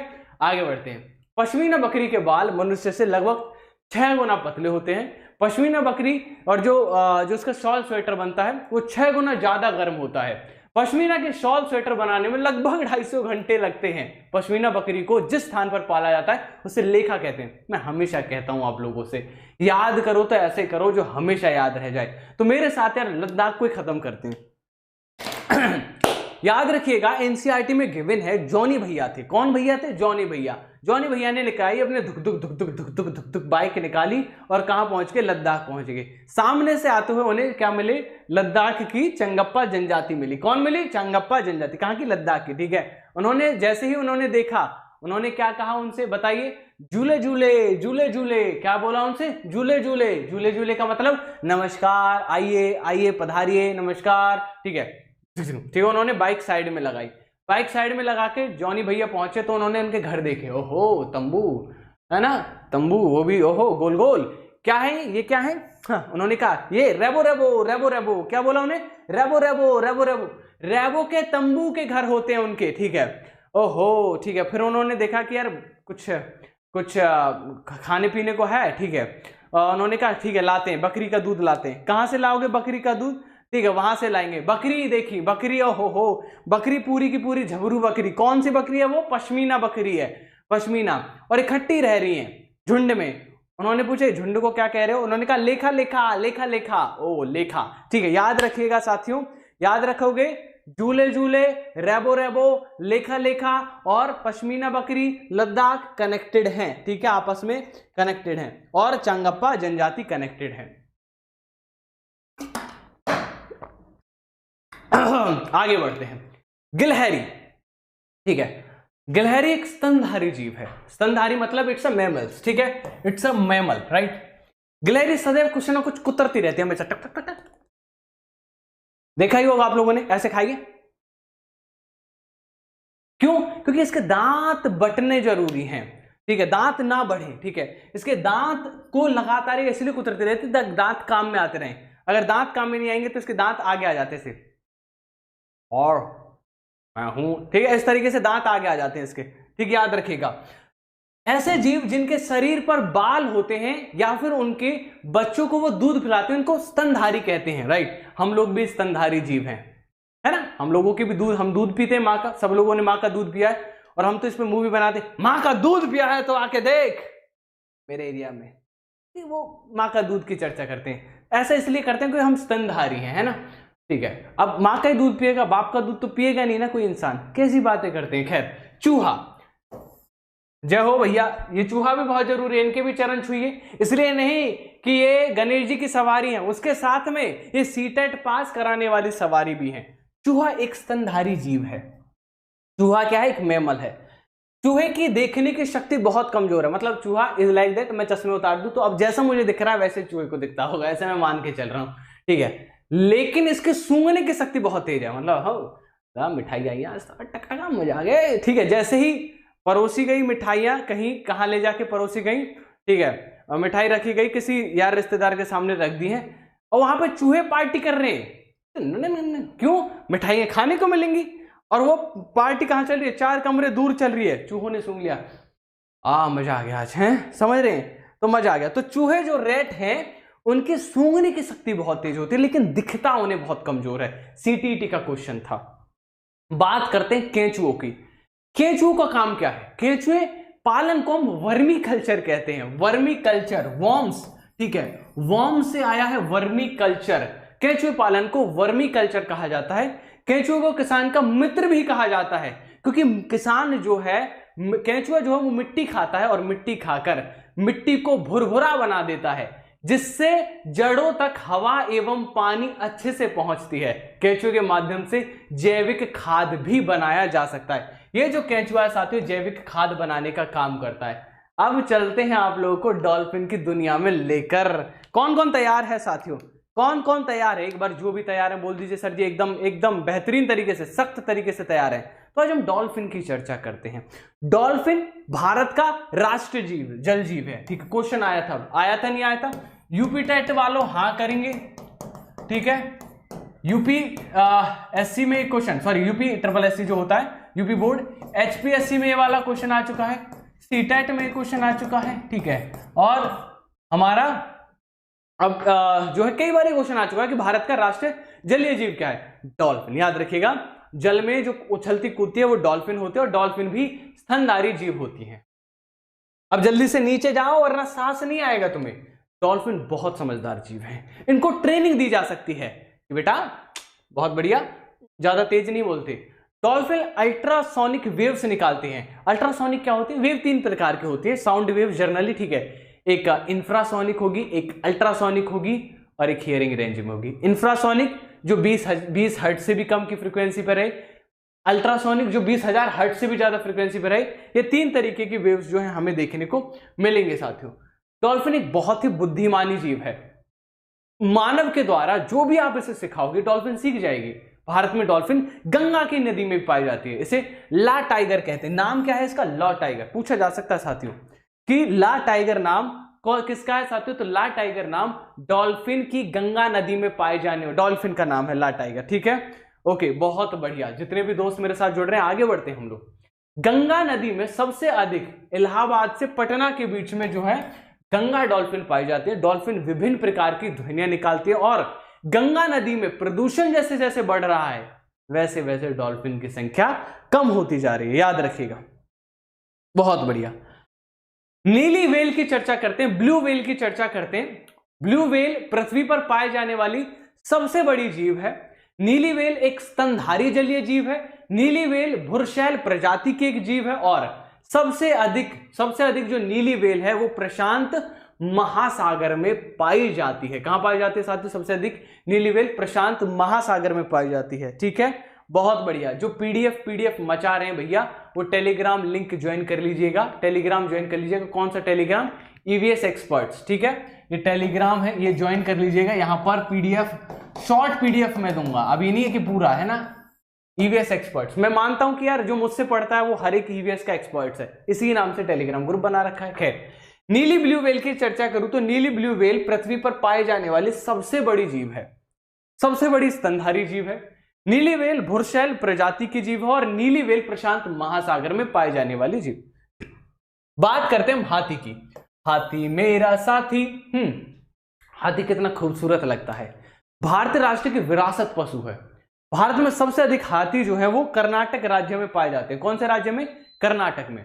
हाथी समूह में रहते हैं और समूह का नेतृत्व बुजुर्ग हथिनी करती है। सीटेट में आया हुआ क्वेश्चन है साथियों, आया है नहीं आया बताइए मेरे जितने भी दोस्त हैं साथियों। बहुत बढ़िया, हाथी से ये वाला क्वेश्चन आया नहीं आया? बिल्कुल आया है। तो हाथी जो समूह में रहते हैं और सब समूह का पूरा समूह का नेतृत्व जो करती है साथियों वो कौन करती है?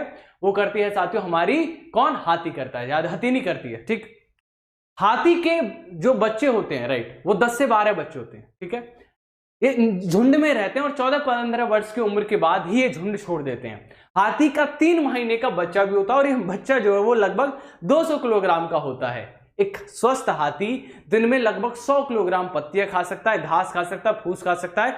हाथी काले रंग के होते हैं इसलिए इन्हें गर्मी भी बहुत अधिक लगती है। गर्मी से बचाने के लिए हाथी को कीचड़ या जल में खेलना बहुत अच्छा लगता है, बहुत भाता है, मतलब मस्ती से खेलते हैं ये लोग, है ना। डम डम डोले मस्ती में तू डोल रे। ठीक है, खैर, हाथी का गर्भकाल लगभग 22 महीने का होता है।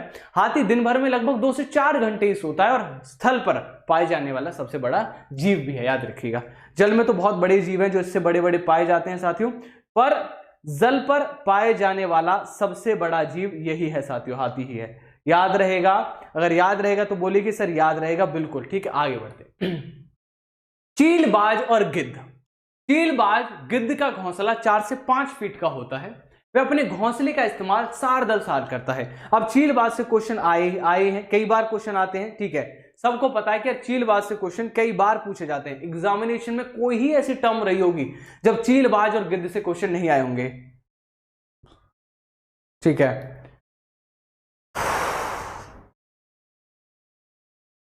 ओके।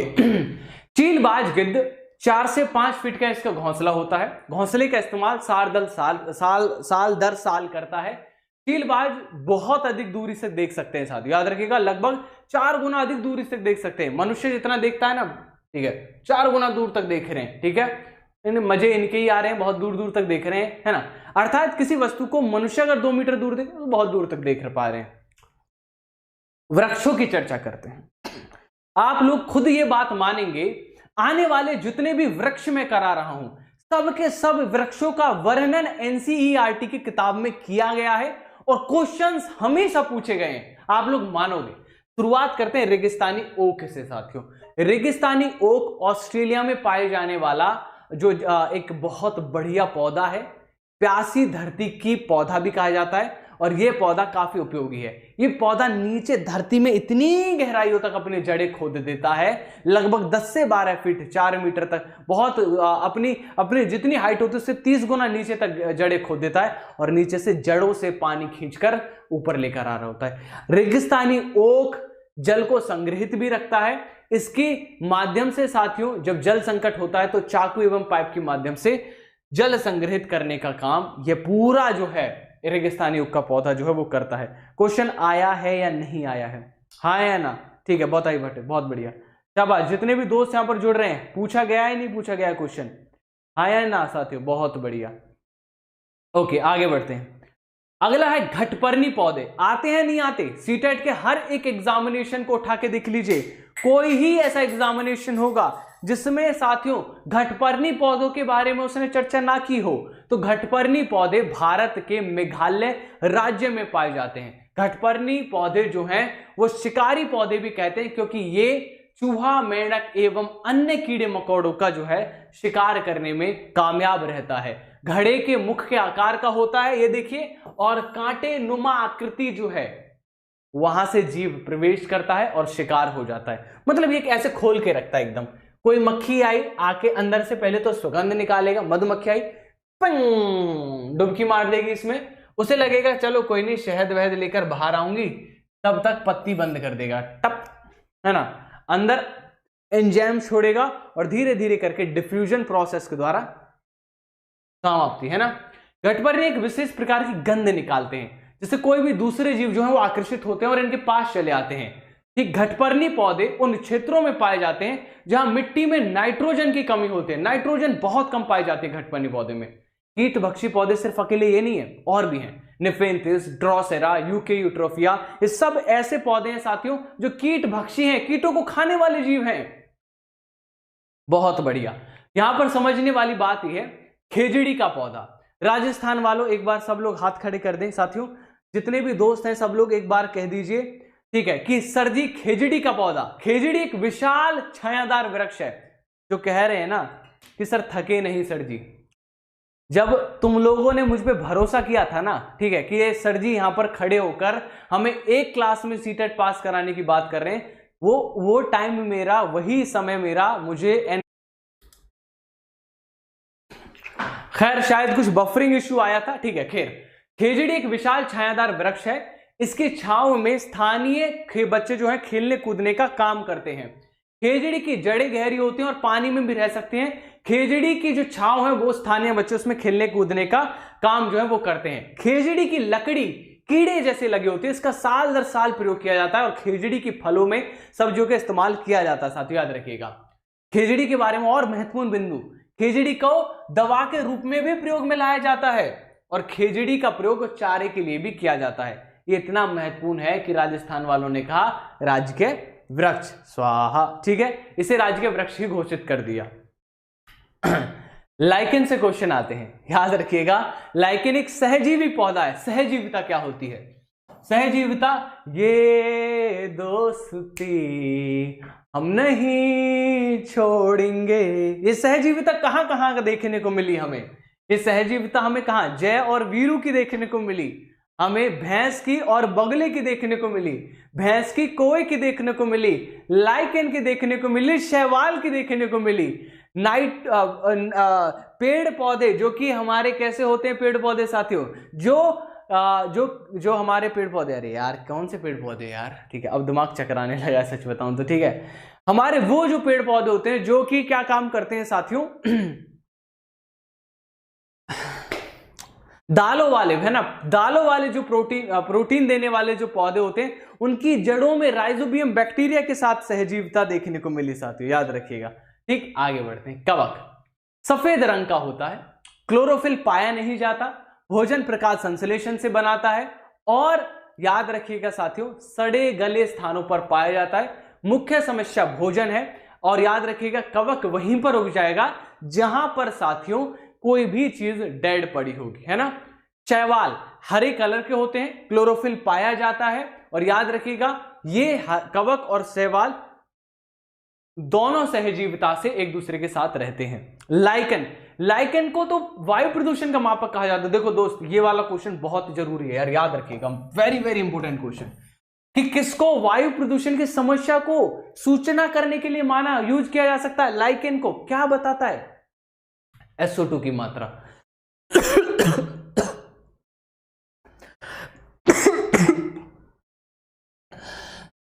जब कभी भी वायुमंडल में SO2 की मात्रा बढ़ जाती है तो जो उस कंडीशन में साथियों याद रखिएगा जो लाइकेन है वो वायु प्रदूषण से बचाने का काम जो है हमें करते हैं।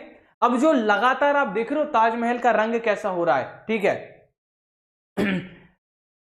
वो गाना है ना, सुनो ना संगमरमर की ये मीनारें कुछ भी नहीं है आगे तुम्हारे, अब वो संगमरमर की नहीं रही हैं, ठीक है, अब वो येलोइश हो गई हैं, कारण SO2। हम लोगों ने लगातार SO2 का खूब प्रोडक्शन किया। ये SO2 कैसे निकलता है, जब ऑटोमोबाइल्स है ना, ऑटोमोबाइल मतलब बाइक व्हीकल्स जब हम बहुत ज्यादा चलाते हैं, है ना, सड़क पर वाहनों का अत्यधिक उपयोग करते हैं तो SO2 बनता है। याद रखिएगा इसी SO2 की वजह से हमारा ताजमहल पीला पड़ रहा है, और ताजमहल के चारों ओर आप देखोगे तो ढेर सारे लाइकेन आप देखोगे, ताकि हमें पता चल सके कि कब SO2 की मात्रा जो है वो बढ़ रही है साथियों। याद रखिएगा, बहुत बढ़िया, शाबाश। पीपल का एक विशाल छायादार वृक्ष होता है। पीपल के पेड़ के बारे में ये कौन कहता है कि पीपल के पेड़ पर भूत पाया जाता है? कौन कौन ये मानता है कि पीपल के पेड़ पर भूत होते हैं? ठीक है, यस गाइस, पीपल के पेड़ पर भूत होते हैं, बट वो दिमाग में होते हैं, ठीक है, ऐसे रियलिस्टिक में कोई भूत नहीं होते, ऐसा हमें प्रतीत होता है, और वो प्रतीत होना बहुत ही जायज है। समझिए क्यों? क्योंकि पीपल का पेड़ इतना घना है कि अगर उसमें कोई छोटा सा, अगर मान के चलिए कबूतर बैठा है और उसने ऐसे फड़फड़ा दे दे, वो दिखेगा नहीं कहां फड़फड़ाया, ठीक है, नॉर्मल पेड़ों पे दिख जाएगा। पीपल में भूत इसलिए लग सकता है क्योंकि कोई छोटा सा जीव, बिल्ली, कुछ भी अगर चढ़ के बैठ गई है तो आपको दिखेगी नहीं। याद रखिएगा, ठीक, समझ गए, बहुत बढ़िया। पीपल का तना, जड़ें दूर तक फैली होती हैं। पीपल बहुत अच्छा पेड़ है अगर आपको ऑक्सीजन चाहिए, और पीपल को बौद्ध वृक्ष भी कहा जाता है। क्यों? क्योंकि महात्मा बुद्ध की जो ज्ञान की प्राप्ति हुई थी वो इसी पेड़ के नीचे बैठ के हुई थी। सोच रहा हूं मैं भी चला जाऊं आज, है ना, पीपल के पेड़ के नीचे, और कुछ ज्ञान मिल जाए मुझे थोड़ा सा। चलोगे कोई भाई? कौन कौन चलोगे? बहुत बढ़िया। आगे बरगद की बात करते हैं। बरगद, ये बर्गर नहीं है, ठीक है। अब मैं देखता हूं कई बार गांव में जब मैं जाता हूं, कभी भी, देखो यार ऑब्वियसली कभी ना कभी जाना होता है ना, भारत है, गांव से भी कनेक्टेड हूं, है ना, तो गांव में जाकर लोग बर्गर को बरगद कह रहे होते, भैया बरगद दे दियो 10 रुपए की यार। मैं खड़ा हुआ, किसी भूख लगी थी मुझे भी, तो मैंने सोचा कि चलो खा लूं, और मेरा ऐसा कुछ नहीं है सच कि भाई मेरे को तो बहुत बड़े रेस्टोरेंट में ही खाना होता है। मैं जनरली स्ट्रीट फूड भी खूब खाता हूं, है ना, जो स्ट्रीट फूड में वेंडर्स पे जो मिलता है, रेहड़ी वगैरह का भोजन मैं खूब खाता हूं, मैं सच बता रहा हूं, है ना, और मैं दिखावा मेरे को बिल्कुल अच्छा नहीं लगता कि नहीं भैया पैसा बहुत है तो हम तो रेस्टोरेंट में खाएंगे। अरे खा ले यार, वो भी बर्गर ये भी बर्गर। और जब मैं सच बताऊं, मैंने बड़े बड़े रेस्टोरेंट में खा के देख लिया खाना, मेरे को जो मजा उस पानी पूरी में आया, कौन सी पानी पूरी में, उस रेहड़ी वाले के गोलगप्पे में आया, भाई साहब वो बड़े से बड़े रेस्टोरेंट में मुझे नहीं आया। जो मजा वो बर्गर में आया, जो मैंने खड़े होकर जो बर्गर, तली हुई बर्गर खाई, वो रेस्टोरेंट में नहीं आया मुझे, मैं सच बता रहा हूं, ठीक है। तो याद रखिएगा, बरगद का जो पेड़ है वो एक विशाल छायादार वृक्ष है साथियों, याद रखिएगा, ठीक। बरगद का जो पेड़ है उसकी जड़ें बहुत दूर तक फैली होती हैं। बरगद के तने में जड़ें लटकती हैं, और जो तने को सहारा देने के लिए, याद रखिएगा साथियों, जो है काम करती हैं। जेट्रोफा की बात करता हूं। जेट्रोफा ज्यादातर ब्राजील में पाया जाता है। हरियाणा का क्वेश्चन आया था, HTET का क्वेश्चन पूछ लिया गया था दोस्तों यहां से। किसका? हरियाणा TET एग्जामिनेशन का क्वेश्चन यहीं से पूछा गया था। जेट्रोफा से बायोडीजल बनाया जाता है। जेट्रोफा की खेती उस सभी क्षेत्रों में की जाती है जो शुष्क मरुस्थलीय क्षेत्र होते हैं। भारत में जेट्रोफा के स्थान पर बायोडीजल के लिए करंज एवं पैगोमिया का इस्तेमाल किया जाता है। पूछा जा सकता है कि बायोडीजल किससे मिलता है? जेट्रोफा से मिलता है, ठीक है, याद रखिए। अगला क्वेश्चन, यूकलिप्टस मुख्यतः ऑस्ट्रेलिया का एक पेड़ है। 40, ये देखिए, इसे आतंकवादी पेड़ भी कहते हैं। पानी खींचे जाता है, आसमान में निकाल देता है। तो याद रखिए, बहुत पानी पीता है, लगभग एक दिन में 40 लीटर जल अपव्यय कर देता है, खराब कर देता है। यूकलिप्टस भारत में सामाजिक वानिकी क्रम 1976 के तहत भारत में लाया गया था। ठीक है सर, आप तो सभी कलाओं में पारंगत हैं, आपको कहीं जाने की जरूरत नहीं है सर। बहुत बहुत धन्यवाद। ठीक है, क्रोटन की अगर मैं चर्चा करूं तो क्रोटन जल का प्राकृतिक सूचक माना जाता है। अगर आपको जल का प्राकृतिक सूचक देखना है तो क्रोटन है। क्रोटन को फसल के साथ लगा दिया जाए तो फसल मुख्यतः सिंचाई कब करना है इस बात की सूचना हमें क्रोटन दे देता है। जड़ें गहरी होती हैं तो कभी भी अगर जल कम पड़ता है तो क्रोटन का रंग बदल जाता है, सूखने लगता है, तो पता चल जाता है अच्छा सूखा आ गया है। ठीक है, इसका मतलब फसल को अब सिंचाई दे देनी चाहिए। तो क्रोटन क्या बताता है साथियों, याद रखिएगा, हमें फसल को कब सिंचाई करनी है वो बताता है। मैं अपने दोस्तों से एक रिक्वेस्ट कर सकता हूं, आप लोग अगर मुझे मित्र मानते हैं, ठीक है, मेरा नाम तो जानते होंगे, लोकेश भारद्वाज सर मेरा नाम है, ठीक है। अगर आप लोग, मैं आप लोगों से एक रिक्वेस्ट करना चाहता हूं, मैंने एक पोएम मैंने गाई थी, ठीक है, टीचर्स के लिए पोएम बनाई थी मैंने, वो सर्च कीजिएगा, पोएम फॉर टीचर्स, ठीक है, आप लोग सर्च कीजिएगा, मैंने आप लोगों के लिए पोएम बनाई थी। वो जब आप क्लास लेने के बाद आप पोएम सुनिएगा, मैंने एक पोएम बहुत बढ़िया टीचर्स के लिए पोएम डेडिकेट किया है। समय जब फ्री हो आप लोगों को वो पोएम जरूर सुनिएगा। उस पोएम में मुझे एक चीज याद आती है कि हम लोग ना एक सपना देखते हैं, टीचर्स क्यों बनते हैं हम लोग, क्योंकि हमारे अंदर जुनून है, हम बच्चों की जिंदगी बदलना चाहते हैं। वैसे साथियों मैं आप लोगों की जिंदगी बदलने का सपना देखता हूं। मैं ये जो जानकारी दे रहा हूं ये मेरा मकसद नहीं कि सीटेट पास हो जाए, मेरा मकसद है कि ये जानकारी तुम्हें मिले, तुम्हारे भेजे में घुसे और जिंदगी भर तुम्हारे साथ चले, ताकि केवीएस का भी एग्जाम निकले, आगे एनवीएस का भी एग्जाम निकले और फिर तुम सरकारी स्कूल में जाकर मेरी ही तरह किसी बच्चे की जिंदगी बदल दो, तुमको रोजगार मिल जाएगा, उसको भी रोजगार मिल जाएगा। यही मेरा मकसद है, यही मेरी उम्मीद रहती है आप लोगों से। तभी मैं एक छोटी सी रिक्वेस्ट कर रहा हूं, आप लोग प्लीज इस सेशन को लाइक कर दीजिए, बस इतनी सी रिक्वेस्ट है। आगे बढ़ते हैं। सीता अशोक का जो शहरी क्षेत्रों में जो पेड़ है वो सड़क के किनारे पे लगाया जाता है। सीता अशोक भूमि प्रदूषित को नियंत्रित करता है, याद रखिएगा, और ये सड़क के किनारों पर लगाया जाने वाला एक अच्छा पेड़ है। और ये रहा आज का अंतिम टॉपिक, दैट इज आवास। साथियों हम आवासों के बारे में बात करेंगे, करें शुरू आवास, ठीक है। चलिए, अलग अलग जगह पर अलग अलग तरीके के आवास, और हमारे भी हम पूरे होशो हवास में शुरू करते हैं अपना आवास। लकड़ी के घर वर्षा बहुवाल्य क्षेत्रों पे बनाए जाते हैं। पूछा जा सकता है आप लोगों से, दोस्तों लकड़ी के घर कहां बनाए जाते हैं? जब भी बात लकड़ी की आए, बांस की आए, तो पहुंच जाइए पूर्वोत्तर। कहां पहुंच जाना है आपको? पूर्वोत्तर। कहां पहुंच जाना है साथियों? पूर्वोत्तर। पूर्वोत्तर के जो घर है ना दोस्त, वो लकड़ी से बने घर हैं।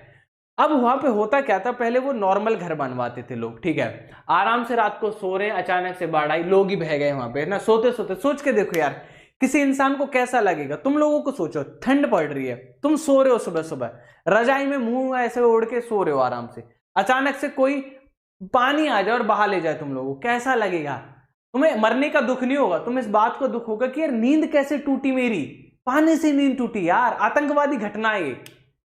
तो इस घटना से बचने के लिए लकड़ी के घरों का उन्होंने उपयोग किया। उन्होंने एक चालाकी चली, यार बाढ़ आएगी, अगर मैं बाढ़ की बात करूं तो बाढ़ नीचे तो आएगी, है ना, कहां आएगी? नीचे आएगी, यहां से निकल जाएगी बाढ़ का पानी, तो घर ही ऊपर बनवा दो, अपने घर ही ऊपर बनवा दो। तो 10 से 12 फीट की जब भी चर्चा देख लो तो असम चले जाओ। बाढ़ जब भी बात आ जाए साथियों आप लोगों से बांस से बने घर, असम चले जाओ। कभी भी आपसे बांस के बने घर की चर्चा करे तो असम चले जाओ, याद रखिएगा। तो असम हो गया पूरा। एक और जरूरी फैक्ट, पूर्वोत्तर जो राज्य है ना, उसमें बांस को क्या कहते हैं? वहां पे हरा सोना बोला जाता है। जैसे हमारे यहाँ खरा सोना होता है, वहां पे ऐसे हरा सोना होता है, याद रखिएगा। लकड़ी और पत्थर के घर कहां पाए जाते हैं? लकड़ी और पत्थर के घर कुल्लू मनाली में पाए जाते हैं। पर्वतीय क्षेत्र कहां पाए जाते हैं? पर्वतीय क्षेत्रों में साथियों लकड़ी के घर, पत्थरों के घर, ये सब तरीके के घर जो हमें देखने को मिलते हैं। याद रखिएगा साथियों, ये अलग अलग मंजिलों पर अलग अलग तरीके के घर बनाए जाते हैं। ये ऊपर खिड़की का और नीचे हमारा जो है जमीन वाला घर हमें देखने को मिलता है, और ये लद्दाख वाले इलाकों में खासकर बनाए जाते हैं साथियों, याद रखने योग्य बात है। आगे बढ़ते हैं। हाँ चलिए आगे बढ़ते हैं। मिट्टी के घर, मिट्टी के घर कहां बनते हैं साथियों? मिट्टी के घर उन क्षेत्र में बनाए जाते हैं जहां पे बहुत अधिक गर्मी पड़ती है। कहीं भी बहुत अधिक गर्मी पड़ेगी तो वहां पर आप लोग मिट्टी के घर देखेंगे। राजस्थान एवं उत्तर भारत में तो बहुत ज्यादा फेमस है मिट्टी के घर। मिट्टी के घर की दीवारें जो है वो बहुत मोटी होती हैं और सूर्य की रोशनी उसमें प्रवेश ना कर सके, इसलिए मिट्टी के घर जो है वो बनाए जाते हैं। राजस्थान में फेमस है, मिट्टी जो है ऊष्मा की कुचालक है, तो इसीलिए यहां से ऊष्मा जो पास नहीं कर सकती, मिट्टी के घर उपयुक्त घर होते हैं। आगे बढ़ते हैं साथियों। ये देखो, आप लोगों को अपने घर की याद आ गई होगी, एक अपना बचपन याद आया होगा जब आपकी माँ इस तरह से चौका लगाती थी, ठीक है। मेरा बचपन ऐसा ही बीता है, मेरी माँ ने चौका लगाया है। मैं इसी तरीके की फैमिली से बिलोंग करता हूँ साथियों। मैं आपको बताऊं तो मैं आप लोगों के बीच से ही उठकर आया हूँ, ठीक है। उठकर मतलब पढ़ाने आया हूँ, ठीक है। ऐसा नहीं कि मैं बहुत ऊपर चला गया हूँ, है ना, मैं तो कोई हो, ऐसा कुछ नहीं है। आप लोगों के बीच में पढ़ाने आया हूँ, है ना। तो यहाँ पर साथियों आप लोग देख सकते हैं कि ये इसे चौका बोलते हैं। ऐसा ही चौका दीवारों पे लेप लगाया जाता है, वो गोबर का होता है। उसे क्या है कि कीड़े जो है वो घर में प्रवेश नहीं कर सकते। याद रखिएगा साथियों, जो कीड़े हैं वो घर में प्रवेश नहीं कर सकते। बर्फ के घर सुने होंगे, बर्फ के घर मुख्यतः ध्रुवीय क्षेत्रों पे पाए जाते हैं। एस्किमो जनजाति जो है इनका प्रयोग करती हैं। बर्फ के घर को इग्लू भी कहते हैं और बर्फ के घर जो है वो दीवारों से बने घर होते हैं। साथियों, आप दोस्तों से यही कहना चाहूंगा, अभी के लिए हम इस सेशन को विराम देते हैं। मैंने 1.5 घंटे की बोला था, मेरे आवाज पूरे हुए। साथियों, आप लोगों को अगर पीडीएफ वगैरह चाहिए सेशन के लिए, ठीक है, तो ईवीएस एक्सपर्ट्स, ठीक है, इस टेलीग्राम ग्रुप को ज्वाइन कर लीजिएगा। जैसे ही सेशन एंड हो आपको पीडीएफ मिल जाएगी सेशन की, ठीक है। साथ ही मैं आप लोगों को बताना चाहूंगा, हमारी बायजूस एग्जाम प्रेप की एप्लीकेशन है साथियों, इस एप्लीकेशन को आज ही डाउनलोड कर लीजिए। और यहां पर मैं आने वाले बुधवार को आपको 100 क्वेश्चन का टेस्ट कराने जा रहा हूं। जो भी विनर होगा उसे 1000 रुपए की विनिंग राशि मैं दूंगा, अपनी सैलरी से दूंगा भैया, ठीक है ना, समझ रहे हैं। मैं दूंगा आप लोगों को 1000 रुपए, ठीक है। जो भी विनर होगा उसे मैं खुशी खुशी दूंगा। और एक और चीज मैं कहना चाहूंगा आप लोगों से साथियों, कि जो क्वेश्चन होंगे वो क्वेश्चन होंगे जो मैंने पढ़ा दिया आप लोगों को। कक्षा कैसी लगी यार, कमेंट सेक्शन में भर दीजिएगा अपना प्यार जरूर। और हाँ, अगर जो भी टॉपिक छूटे हैं, मुझे पता है कि कुछ और टॉपिक रह गए थे जो आप लोगों ने रिकमेंडेशन दिए थे, जैसे भोजन का टॉपिक था, वो काफी बड़े टॉपिक्स हैं ना, छोटे, उनके लिए भी एक और मैराथन आपकी उससे पहले मैं कराने की पूरी कोशिश करूंगा। भाग 2 कर लेंगे इसी का, ठीक है, क्योंकि समय बहुत हो चुका है और मेरी भी कक्षा का समय है, अगली कक्षा का समय हो चुका है साथियों। आज के लिए मैं इतना ही कहूंगा। इस सेशन में पधारने के लिए, 8000 की भारी भरकम संख्या में आने के लिए आप सब दोस्तों का यार बहुत बहुत शुक्रिया, बहुत बहुत धन्यवाद। सब लोग अभी की अभी मुझे मिलिए ईवीएस एक्सपर्ट्स में, ताकि हम लोग वहां पर भी आप लोग अपनी नीड्स मुझे बता सकें कि सर हमें इन सब चीजों की जरूरत है, हमें इनसे ये सब चीजें पढ़नी है, और मैं बायजूस एग्जाम प्रेप के इस यूट्यूब चैनल पर मैं आप लोगों को पढ़ा सकूं। इस चैनल को भी सब्सक्राइब कर लीजिए, बहुत जरूरी है साथियों। और हाँ, अगर आप किसी भी हमारे ऑनलाइन क्लासरूम प्रोग्राम से जुड़ना चाहते हैं, आपको एक नंबर दे देता हूं, इस नंबर पर कॉल कर लीजिए 9650052904। साथियों, इस नंबर पे कॉल कर लीजिएगा। बहुत बहुत धन्यवाद आप सभी दोस्तों का इस सेशन में पधारने के लिए। Thank you so much guys, thank you thank you thank you thank you.